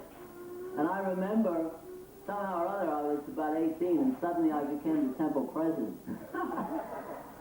So I remember my parents had never actually seen, they hadn't seen me for like 2 or 3 years. And the first time they saw me was being introduced as the head of the Hare Krishna movement with a shaven head on television. So my father nearly had a heart attack. I said, what's going on here? And, I was only 18. And I remember at the time I was particularly worried that Srila Prabhupada would be in anxiety because I was running the show. One of the funny things was, I was never made temple president. No one actually told me I was temple president. I just that suddenly I realized I had to go and see someone had to take care of the rent. I remember one time was a really funny thing.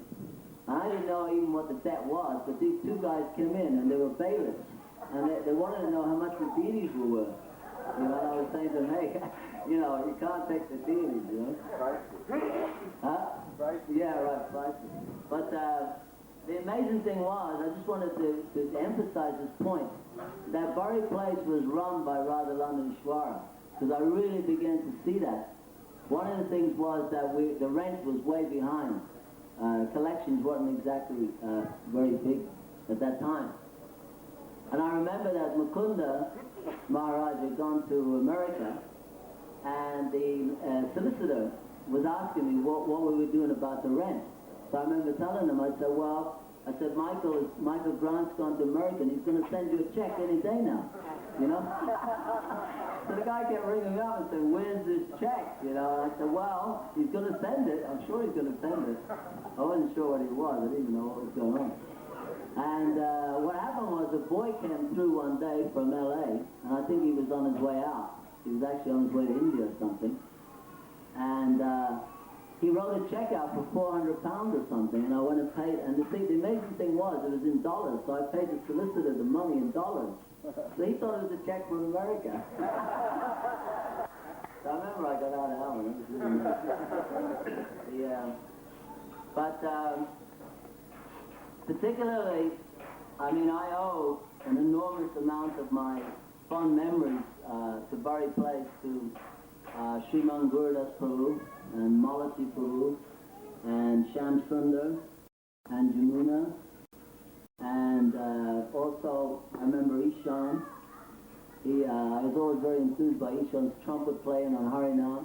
He used to play his trumpet, and it was fantastic on Harinam. And Jivananda. And there were so many nice devotees. I can't say one bad thing I could think of, even at the time. They were like, I don't know, it was an incredible experience to associate with such deep, I felt very, very deep love for Srila Prabhupada from those devotees. And I remember on many, many occasions sitting down with Gurudas Prabhu talking over pastimes with Srila Prabhupada, and it went on till all hours of the evening. And that was a constant thing. The other thing which Gurudas Prabhu always did was to give us photos of Prabhupada. If we did well on Sankirtan, we used to get these photographs. And I remember that that used to be the life and soul of Sunday, to get another photo of Prabhupada. But as I say, the major aspect, I don't know if you can describe it, but the particularly major aspect of Bari Place was that it was completely centered around Radha Ishwara. And I remember when I worked with Jamuna in the kitchen, we used to have to scrub the kitchen floor about 2 or 3 times a day. And that used to be my job. And I remember one time I was scrubbing that floor, and I remember I became so overcome. I can only describe it. I've never had a feeling like it since. And I pray to one day Krishna I'll have it again. But my body started trembling. Because Jamuna used to emphasize so much that the kitchen was like the deity room. So I was just meditating on this is the deity room, and it's got to be really clean. And I was scrubbing and scrubbing. And as I was scrubbing, my body started to shake. And I actually ran out into that little place, you know, where we used to keep the vegetables. And I went, Haribo! I just felt so overcome with this. And that was purely from the mood of the devotees there, that it was this incredible love for Radha Ishwara, and just the general atmosphere is very hard to describe. And of course, the visits of Srila Prabhupada were always something I remember very deeply was when we had to go to the airport to pick Prabhupada up. Now, just to give you an example of Prabhupada's humility, I remember one time Jairi was already out at the airport, and we miscalculated the flight. So actually what happened was that Jairi had gone out with the vegetable van. It was the one that, and then in those days, a van that was used for the vegetables. I mean, the vans that were used for anything else wasn't much, but this van was like a complete wreck. And I remember Jairi was out at the airport, and he rang me up in Bari Place. And he said, Prabhupada's here. Prabhupada was actually standing there in the airport, and he was the only one to meet him. And I remember when the van pulled into Bari Place, Srila Prabhupada was sitting there, and I remember seeing his face when he saw the devotees. He just went into complete ecstasy. And he was so, you could see how Prabhupada's whole mood. When I opened the van door, he was standing there like that. Now here's the spiritual master of the Hare Krishna movement. He picked up in a vegetable van, you know, and you think, I thought he was going to blast me, you know, that we picked him up in such an old wreck and no one was to meet him. But Prabhupada was so happy to see his devotees that he stood there like that. I remember when I opened the door, my whole heart just went like that. So I just, you know, the energy was just so affectionate. There was so much love in Prabhupada. Just to see the devotees. That was the one thing I always remember about the airport meetings. The first thing you see was Prabhupada's hand with the tea bag, and then you knew he was in the crowd, because you couldn't see Prabhupada. You see the feedback and he's in the crowd. And I remember the first time the doors opened and I saw Prabhupada coming out, he had a smile which was just like, it's indescribable, it's just beaming. It was a beam that just completely, I looked around and every devotee was crying. Every devotee was crying. And I was just stood there. I was to put a garland. I think Gurdas probably would give me a garland to put on Prabhupada. Someone would give me a garland to put on Prabhupada. And I stood there and I just looked at Prabhupada and I didn't move. And Prabhupada walked straight past. I was standing there with a garland. And it was like, you know, I went, and then I chased after Prabhupada and I was trying to get this garland on. Prabhupada was talking to all these people and I thought it was good. But one of the things mentioning again to the fact that running the temple in buried place, I used to write to Prabhupada every 2 weeks. And I always thought that, you know, Prabhupada must be worried. I mean, here I am, I'm a complete idiot, you know, and I mean, I was completely spaced out. I mean, I haven't improved much, but I was really spaced out there. And what happened was, we were having, at that time, we were building a Rath Yatra car, and Narayan had come over. I think that was the time also, when Bhaktivedanta, when you came. That time when Narayan, was Narayan there? Narayan still there? Right. So he'd come, and he was building this car, and he insisted on building 3 cars. 3 cars. Now we could just about get away with 1 car. And I remember we went down to meet the High Commissioner of the Police. You know, that meeting where you sit with them? So we were sitting on this table, and these are the policemen that arranged the Queen's processions, trooping of the colour, and they, you know, because they look after Trafalgar Square. So here I was with Narayan in this meeting, and there's all this top brass from the police, you know. And Narayan was going, we have to have 3 cars. Our Guru Maharaj has said, and we must have. And the policemen were getting really, you know, and he completely blew them all out. And I remember thinking, wow, you know, we completely ruined our relationship with the police, but I try to patch it up. But one of the funny things, well, it wasn't funny actually. One of the things about Narayan was he was really heavy. He's a great soul, I don't want to offend him, but he was really heavy on the devotees building that car. I think we lost about 3 brahmacharis or something. He was getting really. They used to come back at 11 o'clock at night, or 12 o'clock at night, and they'd be working all day. All of the wood was donated. I remember we had no money whatsoever. And particularly, I remember that we were having a real hard struggle. One of the funny things was, I don't know if you've ever seen the Vyasa sign with all the gold at the back. It's the one we had in Edinburgh. Any devotees would know it. But anyway, he wanted money for this Vyasa sign. And I didn't have a penny. I was running the treasury, and I think we had £2 in the treasury. And he wanted to build this huge Vyasa sign for Srila Prabhupada. And I said to him, Prabhu, we don't have any money whatsoever.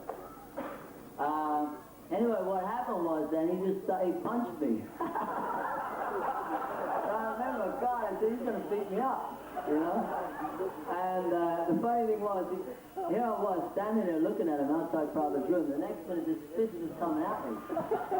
And right as he punched me, Dayananda came running down the stairs. And Dayananda was trained in Vietnam to kill with his hands, you know? He was actually a trained killer. And Dayananda just came like, it was like Superman out of the clouds. He hit the guy about 6 times. And then Narayan had these big ears. So when Prabhupada arrived, Narayan was sitting there in front of Prabhupada with these big ears. Anyway, just to show you how Prabhupada was very all-pervasive. The first thing Prabhupada did when he arrived at Bari Place, he looked over at me right in the eyes and he said, is Narayan's wife here? And I said, I thought it was a strange question, why Prabhupada would want to know if Narayan's wife is here. So I said, no, Prabhupada, she hasn't come yet. She hasn't arrived. And Prabhupada said, oh, that is a big problem. Like that. So I could understand. Prabhupada knew exactly everything that had gone on in the temple. Now don't get me wrong, Narayan is a very sincere devotee. And I tell you, no, seriously, 100%, his dedication was to make that Vyasa sign for Prabhupada. He wasn't angry with me. He was angry that we couldn't get the money. his brother's McClellan. Yeah. His mother put me and Vinanath up when we opened the temple in Santa Barbara in Oh, yeah. 1969. No, I have tremendous, I mean, the thing was, I don't want to in any way, I'm just saying how funny it was in those days, because it was like, all these things were going on. But actually, he was an incredibly, he built that entire Rathayatra car, and somehow he built the Vyasasthana. And that Vyasasthana had big elephants coming out the front of it. It was a beautiful, it's the best Vyasasthana I ever saw. And that was the one that, as I remember, that's the one anyway we took up to Edinburgh, and Prabhupada liked it very much.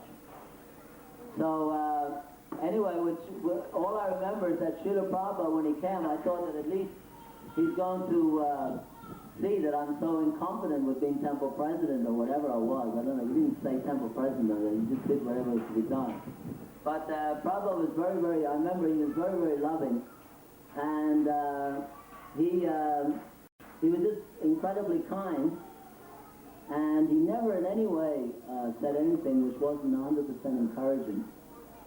And I just always remember that fact, that he didn't show any lack of confidence in my incompetency. So anyway, I think I'll stop here. Srila Prabhupada ki jai. Thank you very much. And I want to extend a personal thanks to you for being the one who shaved my hair off. And you won't remember this, but when you shaved it, I said, wow, it's great, at last I'm surrendered to Krishna. And you said, that's what you think.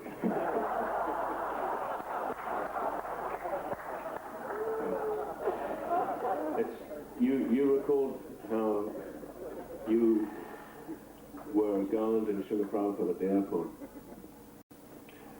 You were a very natural choice to put that garland on Srila Prabhupada, because after the senior devotees of the temple went to India, we were a very young and inexperienced band of devotees for a while. And you, more than anyone, was giving us the inspiration and the energy to do everything that we had to do. You are an example of 100% total dedication, and your austerity was just unbelievable, but always done with great joy. So in that way, you probably weren't aware of it at the time, but you were an inspiration to everyone. And it seemed just, when Prabhupada arrived at the airport, it seemed the most natural thing in the world that you should be the one to put the garland on him. I remember thinking that at the time. And I know many times I saw that when you were in the room, and there were many devotees there, Srila Prabhupada would look to you. He liked you very much. You were a great favourite to Srila Prabhupada. So thank you very much.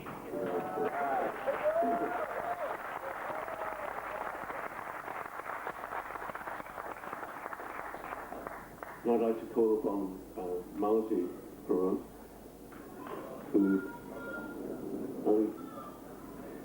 Malati has not really had a chance to speak as yet properly, although she spoke a few words. I know that she has many things that she can tell us about her times with Prabhupada and the early days of the yatra in this country.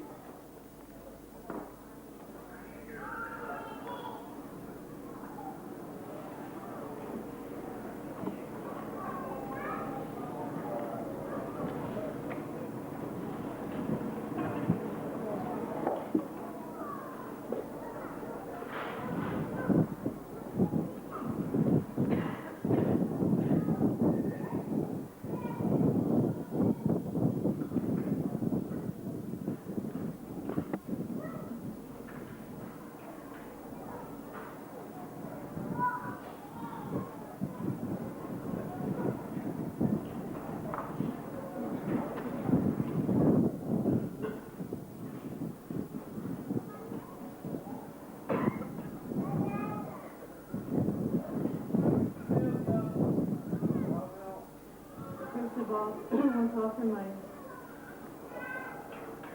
humble and eternal obeisances into the lotus feet of my spiritual masters, who have the thankless job of saving me not only once, in 1967, which again, threw me out of the depths of Manor in 1990. And I want to thank, with all my heart, all the devotees, the Srila Prabhupada who remained in his service and has given me strength and inspiration and encouragement.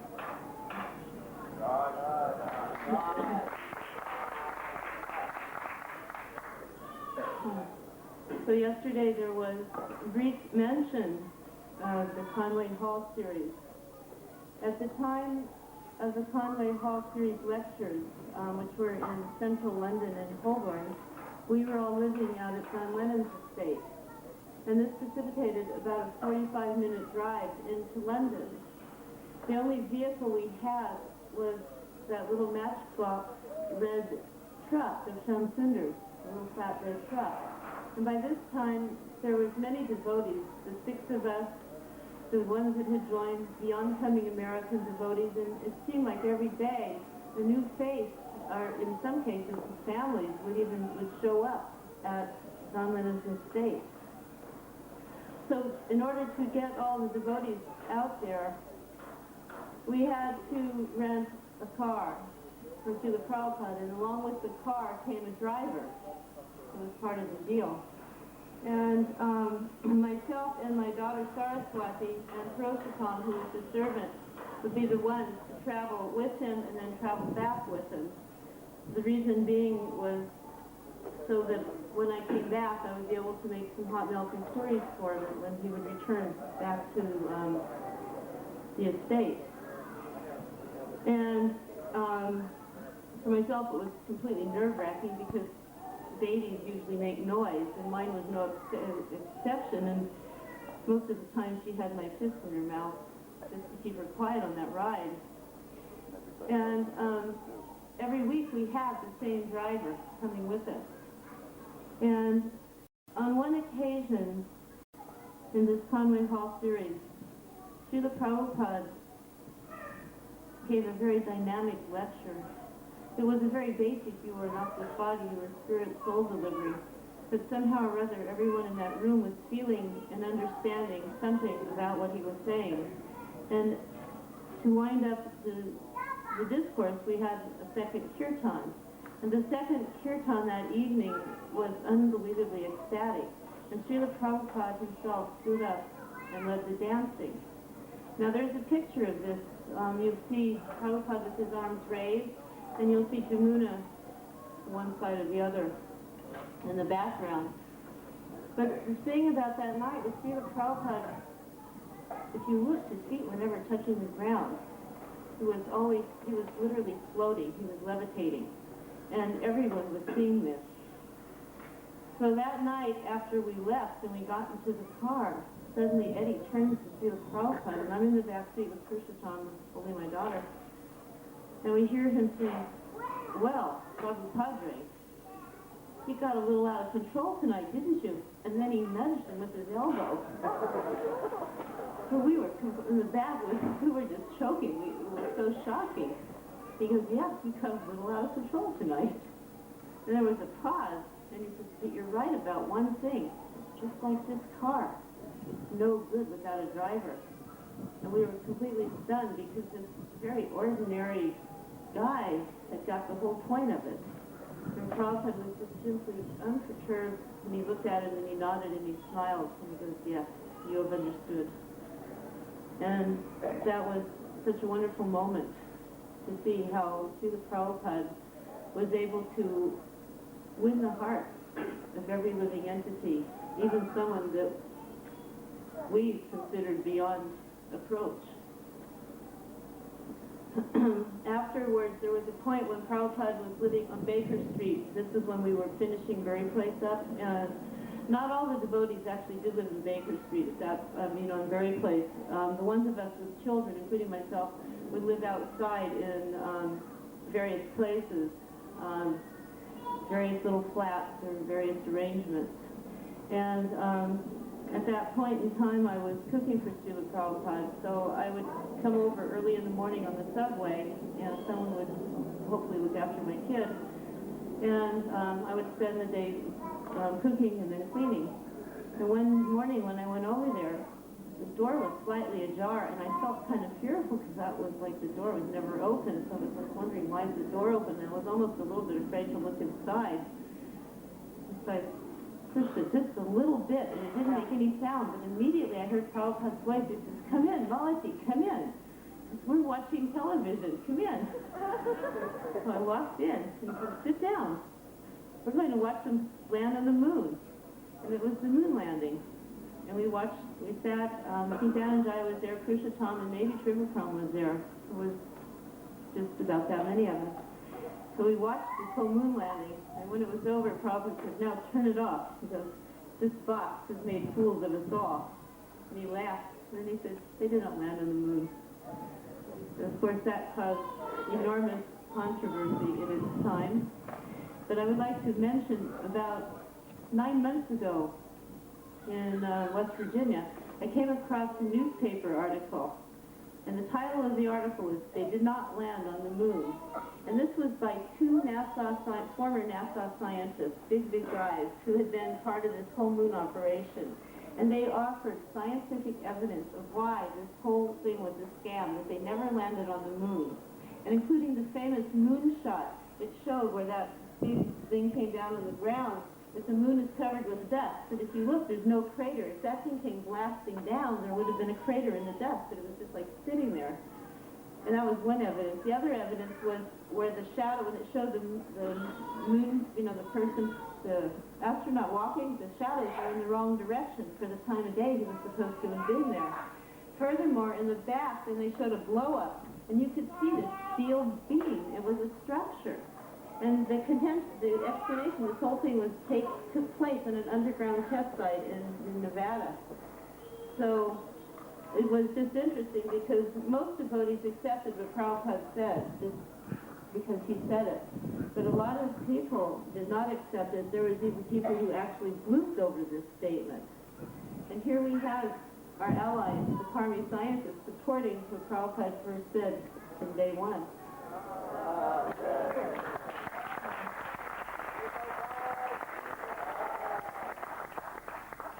There's another small incident at John Lennon's. There was a lot of incidences there actually, but one small one that was very sweet. Prabhupada was very affectionate to my daughter, and he had this upstairs room where he would translate, and he had his small Radha Krishna deities there. And in John Lennon's estate, Jamuna Prabhu was most of the time cooking, and he was teaching her deity worship in preparation for Sri Radha Landanishwara. And so one night there was an arti, and my daughter wandered in, and Prabhupada was smiling at her, and just at that point they brought Srila Prabhupada the flower. And for some reason my daughter decided to walk out the door. And so she just turned around and starts walking out the door, and Srila Prabhupada took the flower and he threw it, and it hit the back of her head. And she turned around, picked it up, and marched back and pushed it in his mouth. And Prabhupada was just smiling at her, and he took it out, and he handed it back to her, and now go. And the arti was going on. This very sweet exchange occurred. Later, his servant Purushottam was furious, because the spiritual master had been playing with a female child during arti. Of course, unfortunately, Purushottam Prabhu, he left. Well, that was one, actually I heard from other people that was one of the reasons. He mentioned that incident in so-called discrediting Srila Prabhupada. But Srila Prabhupada was very sweet to all children, and my daughter got quite a boundless mercy from him. And I thought I'd just give one small incident here at the Manor. When we first all arrived here, it was pretty desolate, and we had this big, beautiful building, great woodwork, etc., but we had no money, no food, no transportation. That was the other side of the story. And our diet was pretty much oatmeal and carrots, because we could get the carrots, cast out carrots from Covent Garden, and somehow we got these bags of oatmeal. So, there was a lot of oatmeal and carrot prasadam, but it wasn't too exciting, and, a lot of people were hungry a lot of the time. And we didn't know all the answers to these kind of situations at the time. And I had come back from India and had brought with me Gorni Thai deities. I had them, and they were in the trunk, up in the former sewing room, which right now I saw a sewing room, but it was the room up there on the second floor, but it was the room on the other side that we had at that time. So I was thinking, well, the only thing that can hold us together and give us any hope is Gorni Thai came. So I asked Vadinandana Prabhu at the time if he would perform the installation. Now, it seems in one level kind of maybe crazy that we had nothing to bring deities into that situation, but because we had nothing, it almost seemed, and it was a fact, that the only thing that could save us was the appearance of the deities. So we started, and I remember Navaswati and Shamsundari, I would send them out in the underground to go to London to beg money on the street so we could buy cloths to make the deity clothes. And myself and Ganga Mai had other ways of, we spent our nights in bars collecting money. And other girls would just stay in and after Shakti, I think Rama Devi, they would sew. And the night before this installation, we stayed up all night, literally. There was no question of sleep.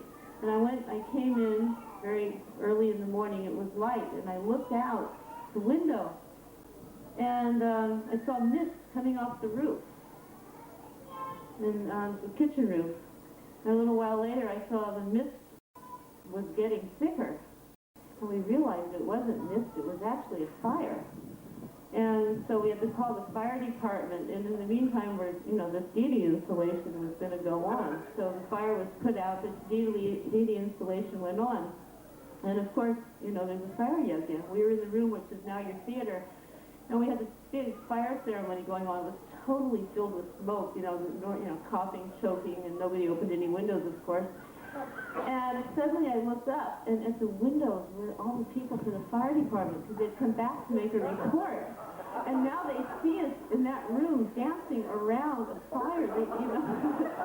Suddenly the whole thing was completely suspect. They didn't believe it was an accident at all. And I ran out to try to explain to them it wasn't what they thought they were seeing, but all they could see was fire and these mad people dancing around it and chanting. And needless to say, Gorgeous Thai arrived very nicely. So, was just meditating about how we came, how, just like in Bhagavad Gita, Krishna was taking Arjuna to the center of the battlefield to, to look everything over, to see how it was. Prabhupada was just like that. He was our general, and he. Somebody asked me yesterday, well, why did Prabhupada first come to England instead of America? But, of course, Prabhupada, he's working with Krishna. He knows exactly what the perfect plan is.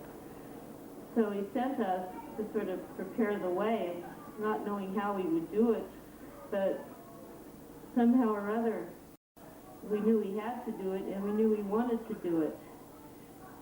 And although we wanted to do it to see the Prabhupada, we knew that he wanted to do it to satisfy his own Guru Maharaj. And that was our very life and soul. And that's what made anything possible in an impossible situation. That our only desire was to place a drop of love in his lotus feet. And in return, he was overflooding us with his own love. Thank you very much.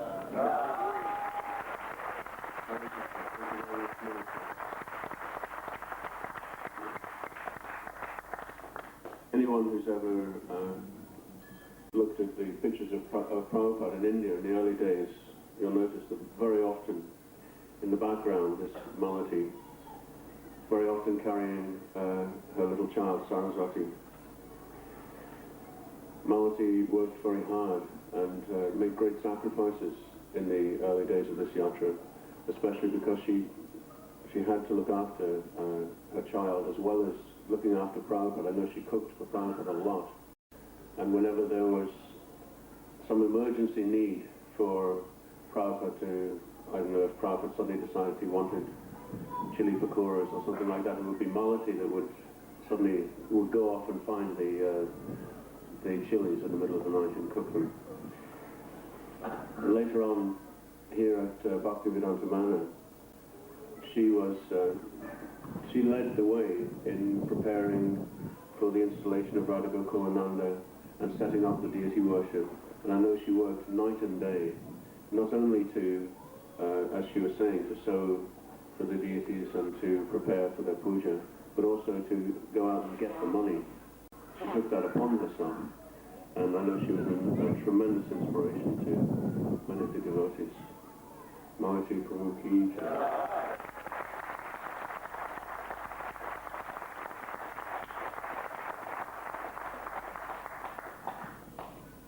Now we've been so fortunate over the last 2 or 3 days to have the association of Gurudas, Shamsundar, Mukunda, Maharaji Prabhus, which is such a rare occasion, the first time they've been together for perhaps 20 years.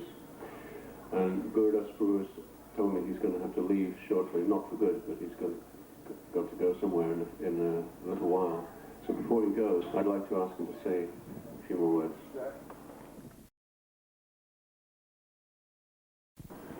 The Saraswati and children.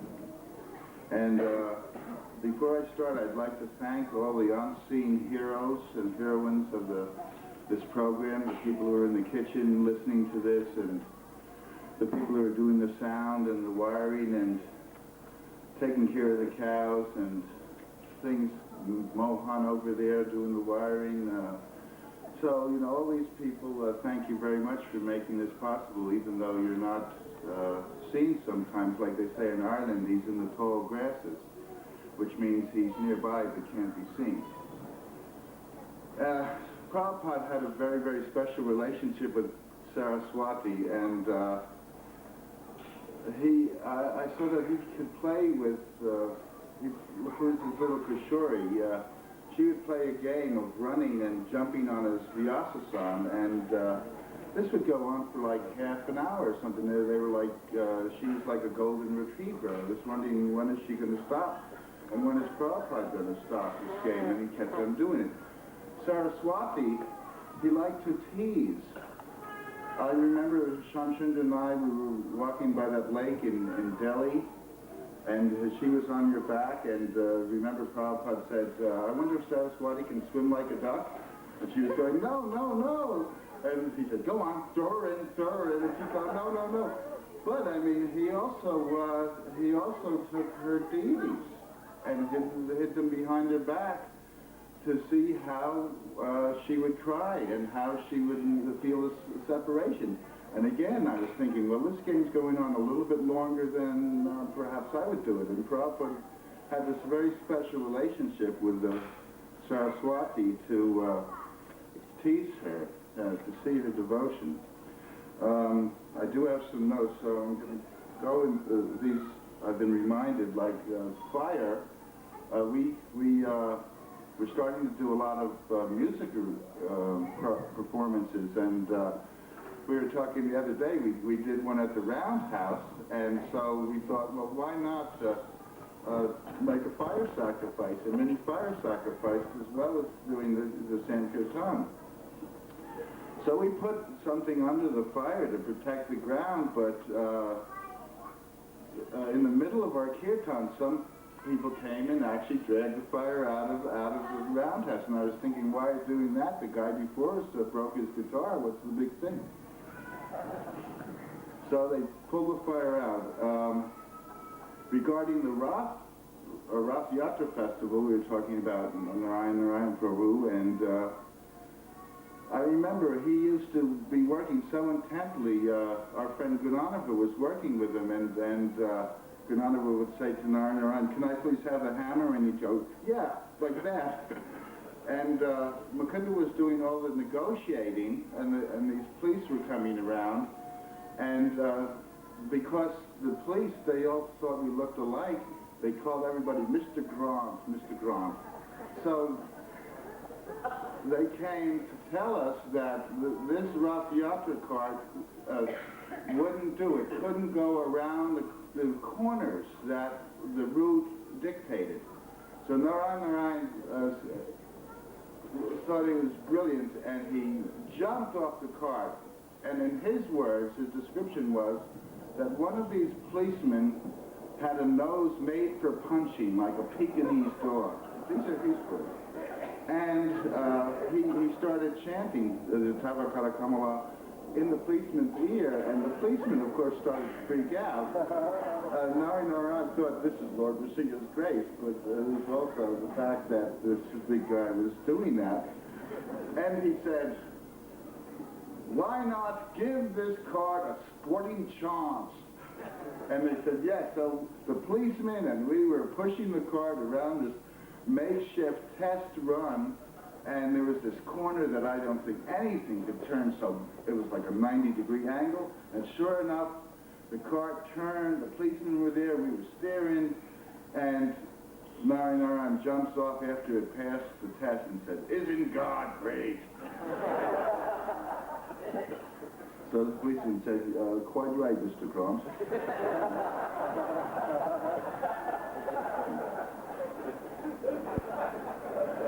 Now, at the Buried Place Temple, I remember we started to have some very good love feasts, but then I noticed that we'd have the lecture, the kirtan, and then there would be the love feast.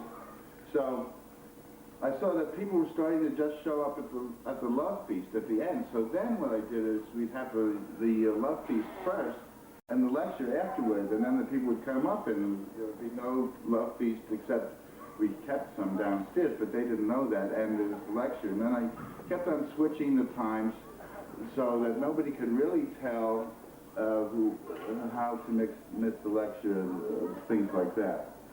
And we're going out 3 times, sometimes 4 times a day.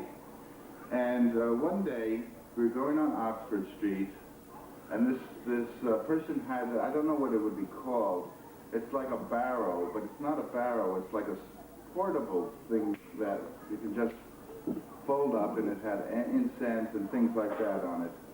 And we see this person on Oxford Street a lot, blonde hair, and see him every day. And one day he just took his barrow or whatever he wanted, and he just folded it up, carried it in his hands, and followed the Sankirtan or Harinam party back to the temple. Well, as it was, we were doing a lot of recording then with Apple and things like that, so there were reporters coming from all around the world. I remember they even did a movie with Mukunda and I walking in Trafalgar Square, one of those like exotic Mondocani of the world things, and Italian thing, and we were walking in Trafalgar Square, so there were a lot of reporters coming. And this person who took their barrow and folded it up and followed us, we were back at the temple, and suddenly I see him outside, and there's a whole crew of reporters, and they're interviewing him. You know, like, how long have you been in Krishna consciousness? 20 minutes. So I kind of gave him the hook in a nice way and took over the interview. This person became a devotee, and he was initiated at John Lennon's estate. He stayed with Data. And when they were getting initiated at John Lennon's estate, Devadatta and Draupadi, and there's the little child there. So we said, what's the child's name? And the Prabhupada said, child comes out after marriage, not before. But he named him Dhruva. Then we went to look at this morgue in this alley down someplace. And we were thinking of getting it for a temple, and because we were guaranteed by George Harrison, it was like people really wanted to work with us. There was some complaints from neighbors, and I remember we went to the GLC, and one of these persons revealed that he had crumpled up the complaints and put them in the waste paper basket because George Harrison was our guarantor. So Krishna was really gracing us all the time. The prasadam was great. I remember a lot of people were coming around, and this one guy was skulking around the kitchen because he loved prasadam so much. He was saying, I'm always getting high from this prasadam. I'm really high. Are you putting some LSD in this prasadam? And I said, no, TLC.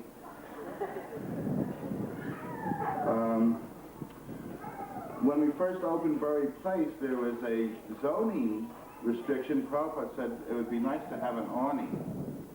So I said to Prabhupada, well, the zoning restriction is that we can't have a sign or an awning on the outside. So Prabhupada saw that the fence is there, and he says, this is the inside. So I said, well, there's another zoning law that we really can't have the awning or the sign on the direct inside. He says, this is the outside. It's like Bhaktivedanta Saraswati when asked what's the best feast. Each one is better than the other. It's transcendental logic.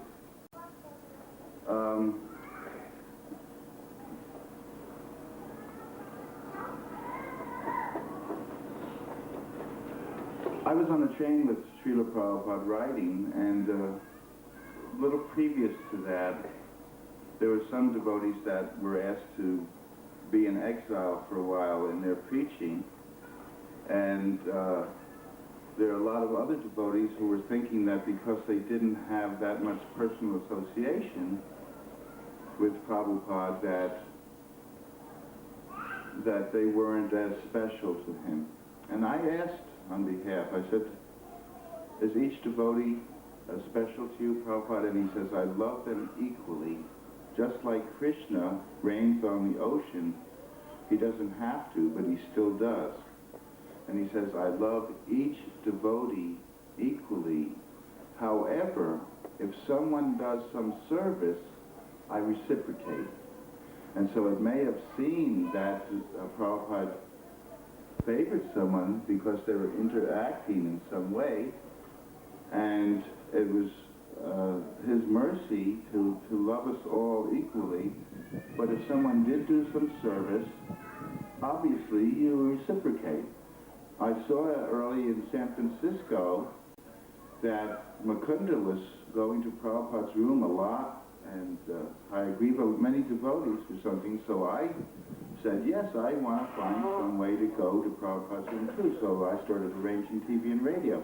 So this was the reciprocation, but actually he categorically and very emphatically and lovingly stated that I loved each devotee equally. And so I'd like to impart that to you because it's very important to know that in a sense, essentially the hierarchy is linear. The cook is as important as the temple administrator. It's just a matter of one's forte, and sincerity is the backbone. So Prabhupada, he confirmed this idea.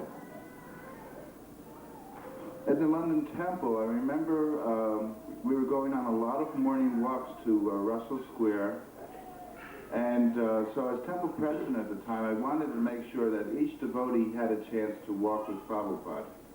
So I would break it up into so many people and arrange so everybody would have a chance to walk with Prabhupada. However, I also put myself on the list every day. So then I started to feel a little guilty about it. I'm just going, but maybe I should go. So Prabhupada comes down the stairs. As usual, he was reading my mind, and he says, are you coming again? And I said, yes, Srila Prabhupada, I'm coming again. He says, thank you very much.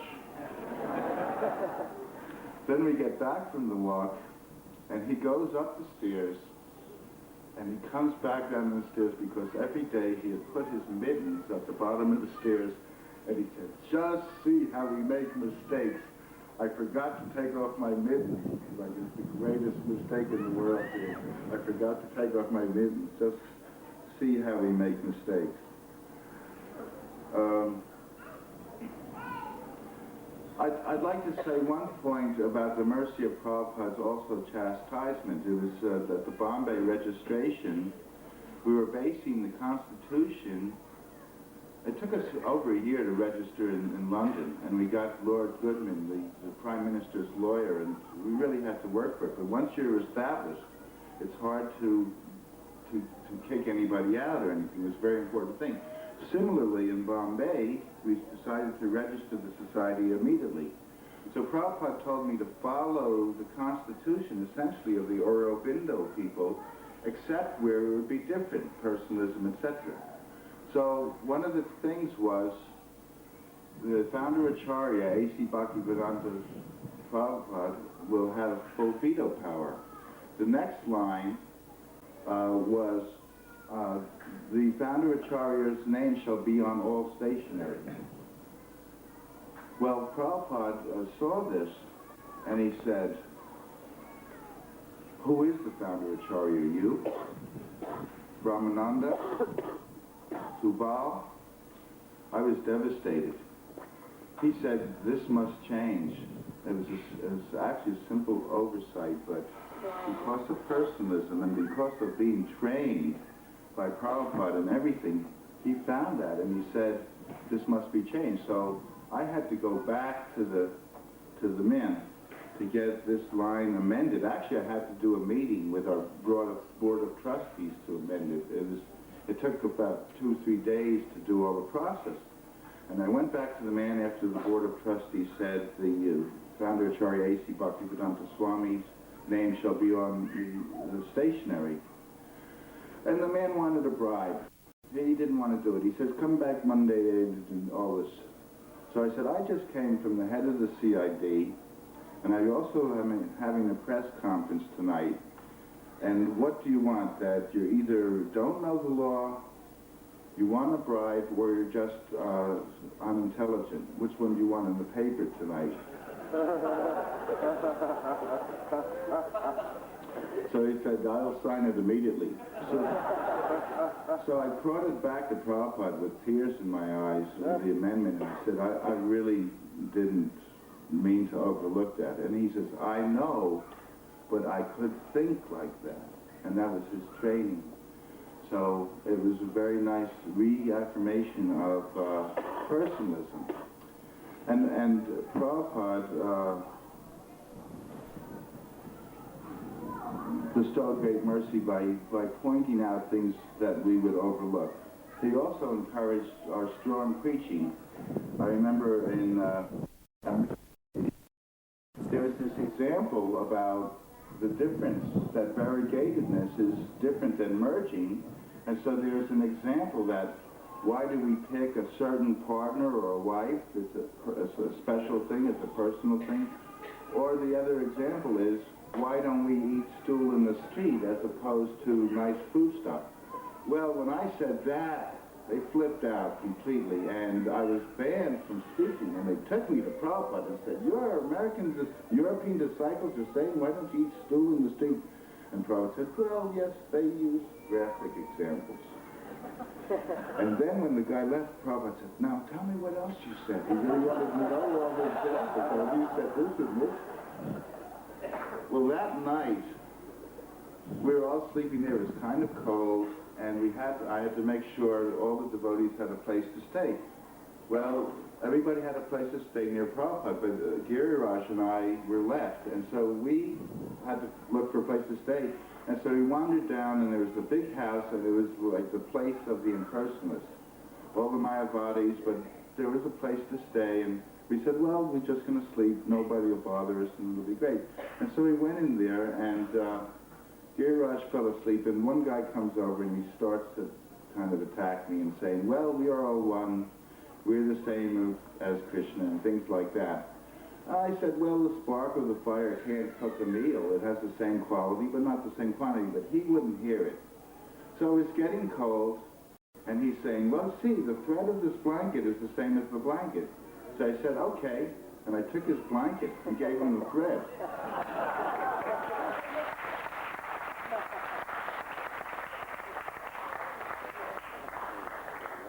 About an hour later, he came shivering and said, no, the blanket isn't the same as the thread. And I said, well, then you must bow down before my spiritual master. So I think I have some other commitments, and I just wanted to share with you some of those more remembrances of the London Yatra over here. Thank you very much.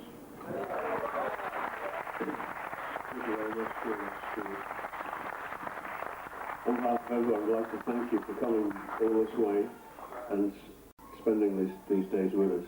I think everyone will agree that you have a wonderful gift for speaking about the absolute truth. I particularly remember, I think the very first Bhagavatam class I ever heard you gave. And you gave one example there, which just really stuck in my mind, a very simple example, which came from Srila Prabhupada, how Krishna so wonderfully arranges the water supply. He keeps the stock in the ocean, and then by arrangement of the clouds, that water is drawn up and carried over the mountains and deposited as snow and rain. And somehow the way you explained that, it just revealed to me a whole realm of transcendental wisdom, which I treasure very much to this day. Thank you very much.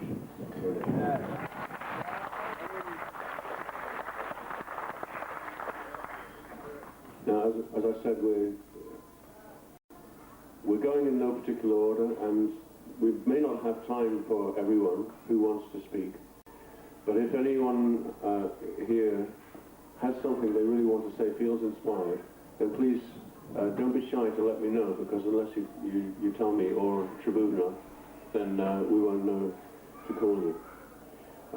The next devotee I'd like to call, Prabhu Vishnu Swami. You ready? Prabhu Vishnu Swami joined the ashram not long after I did, in Bury Place, and he has many, I know, many wonderful reminiscences to talk about.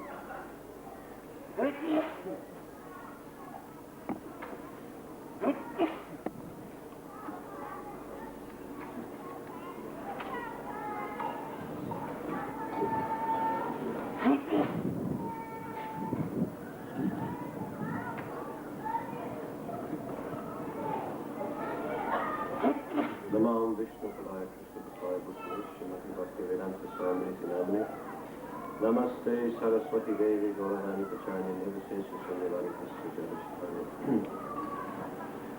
So, I had the good fortune in the summer of 1971 to come to the temple in Bury Place, and at that time Srila Prabhupada was staying there. As soon as I came in the building, the devotees invited me for prasadam, and right after prasadam they took me out on Harinam Sankirtan, all the way down Oxford Street and all the way back. Maybe Tribhuvan was leading, playing his old wooden drum. I remember previous to that, I always felt tremendous anxiety walking on Oxford Street.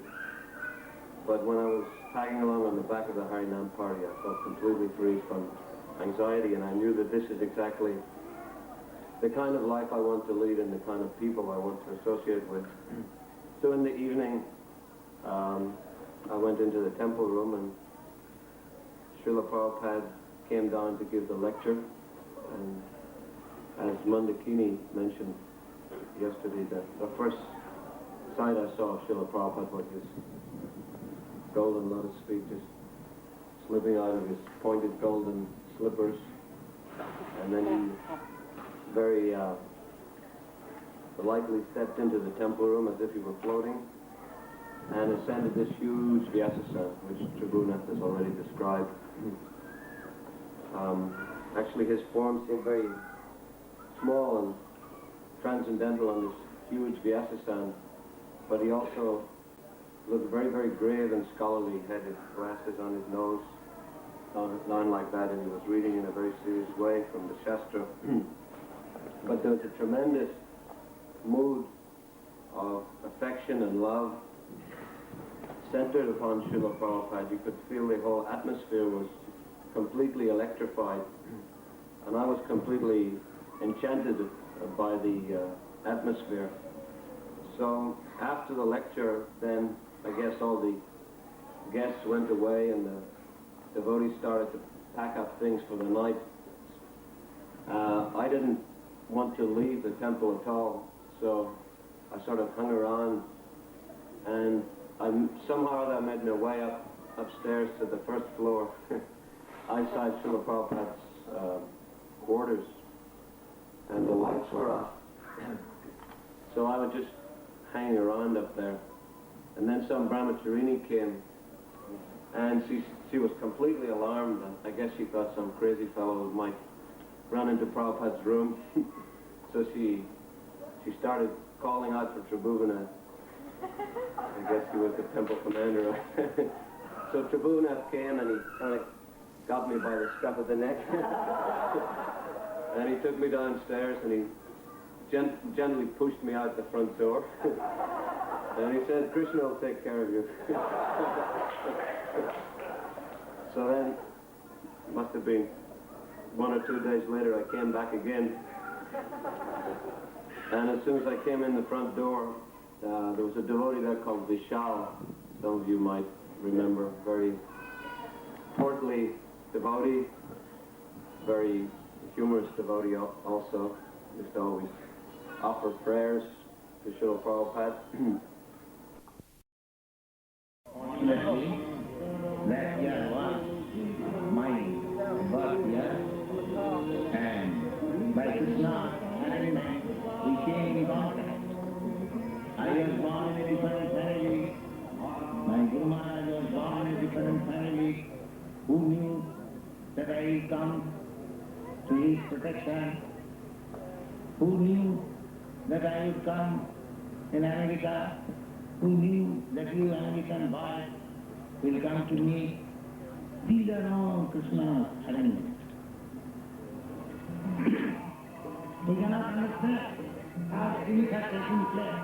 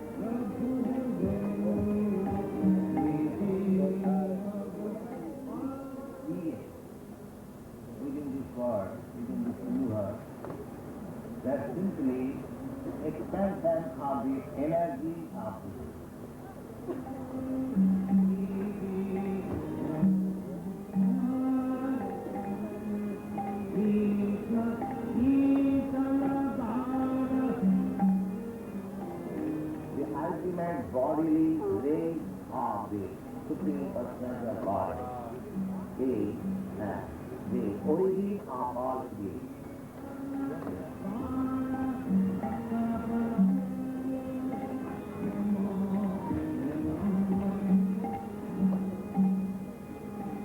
And this is the consciousness movement is all pervasive.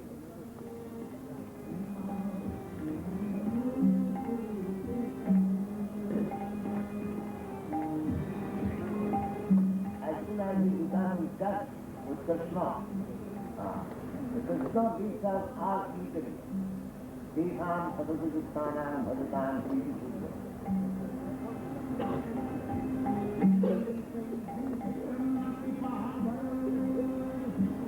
Srila Prabhupada has you also? What do you think?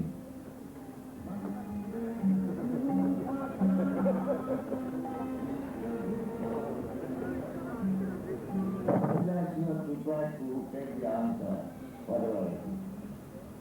Are you prepared? Yes. Then if you are at that, and think about every moment. Start begin, Brahmacharya. Brahmacharya means completely cessation from practice. This is Brahmacharya. Tapasya begins austerity. It is the greatest austerity.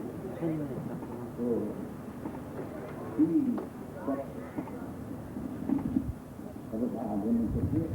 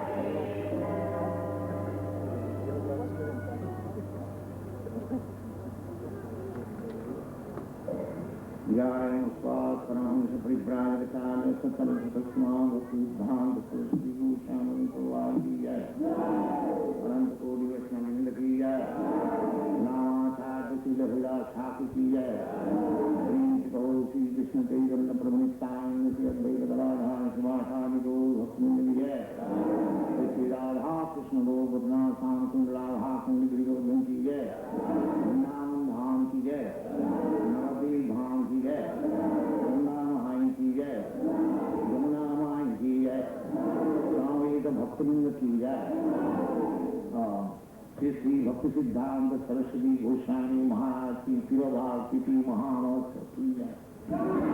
Shri भक्तिसिद्धांत Saraswati Goswami महाराज की तिरुभाव तिथि महामहोत्सव की जय। श्री भक्तिसिद्धांत सरस्वती गोस्वामी महाराज की तिरुभाव तिथि महामहोत्सव की जय। Thank you very much.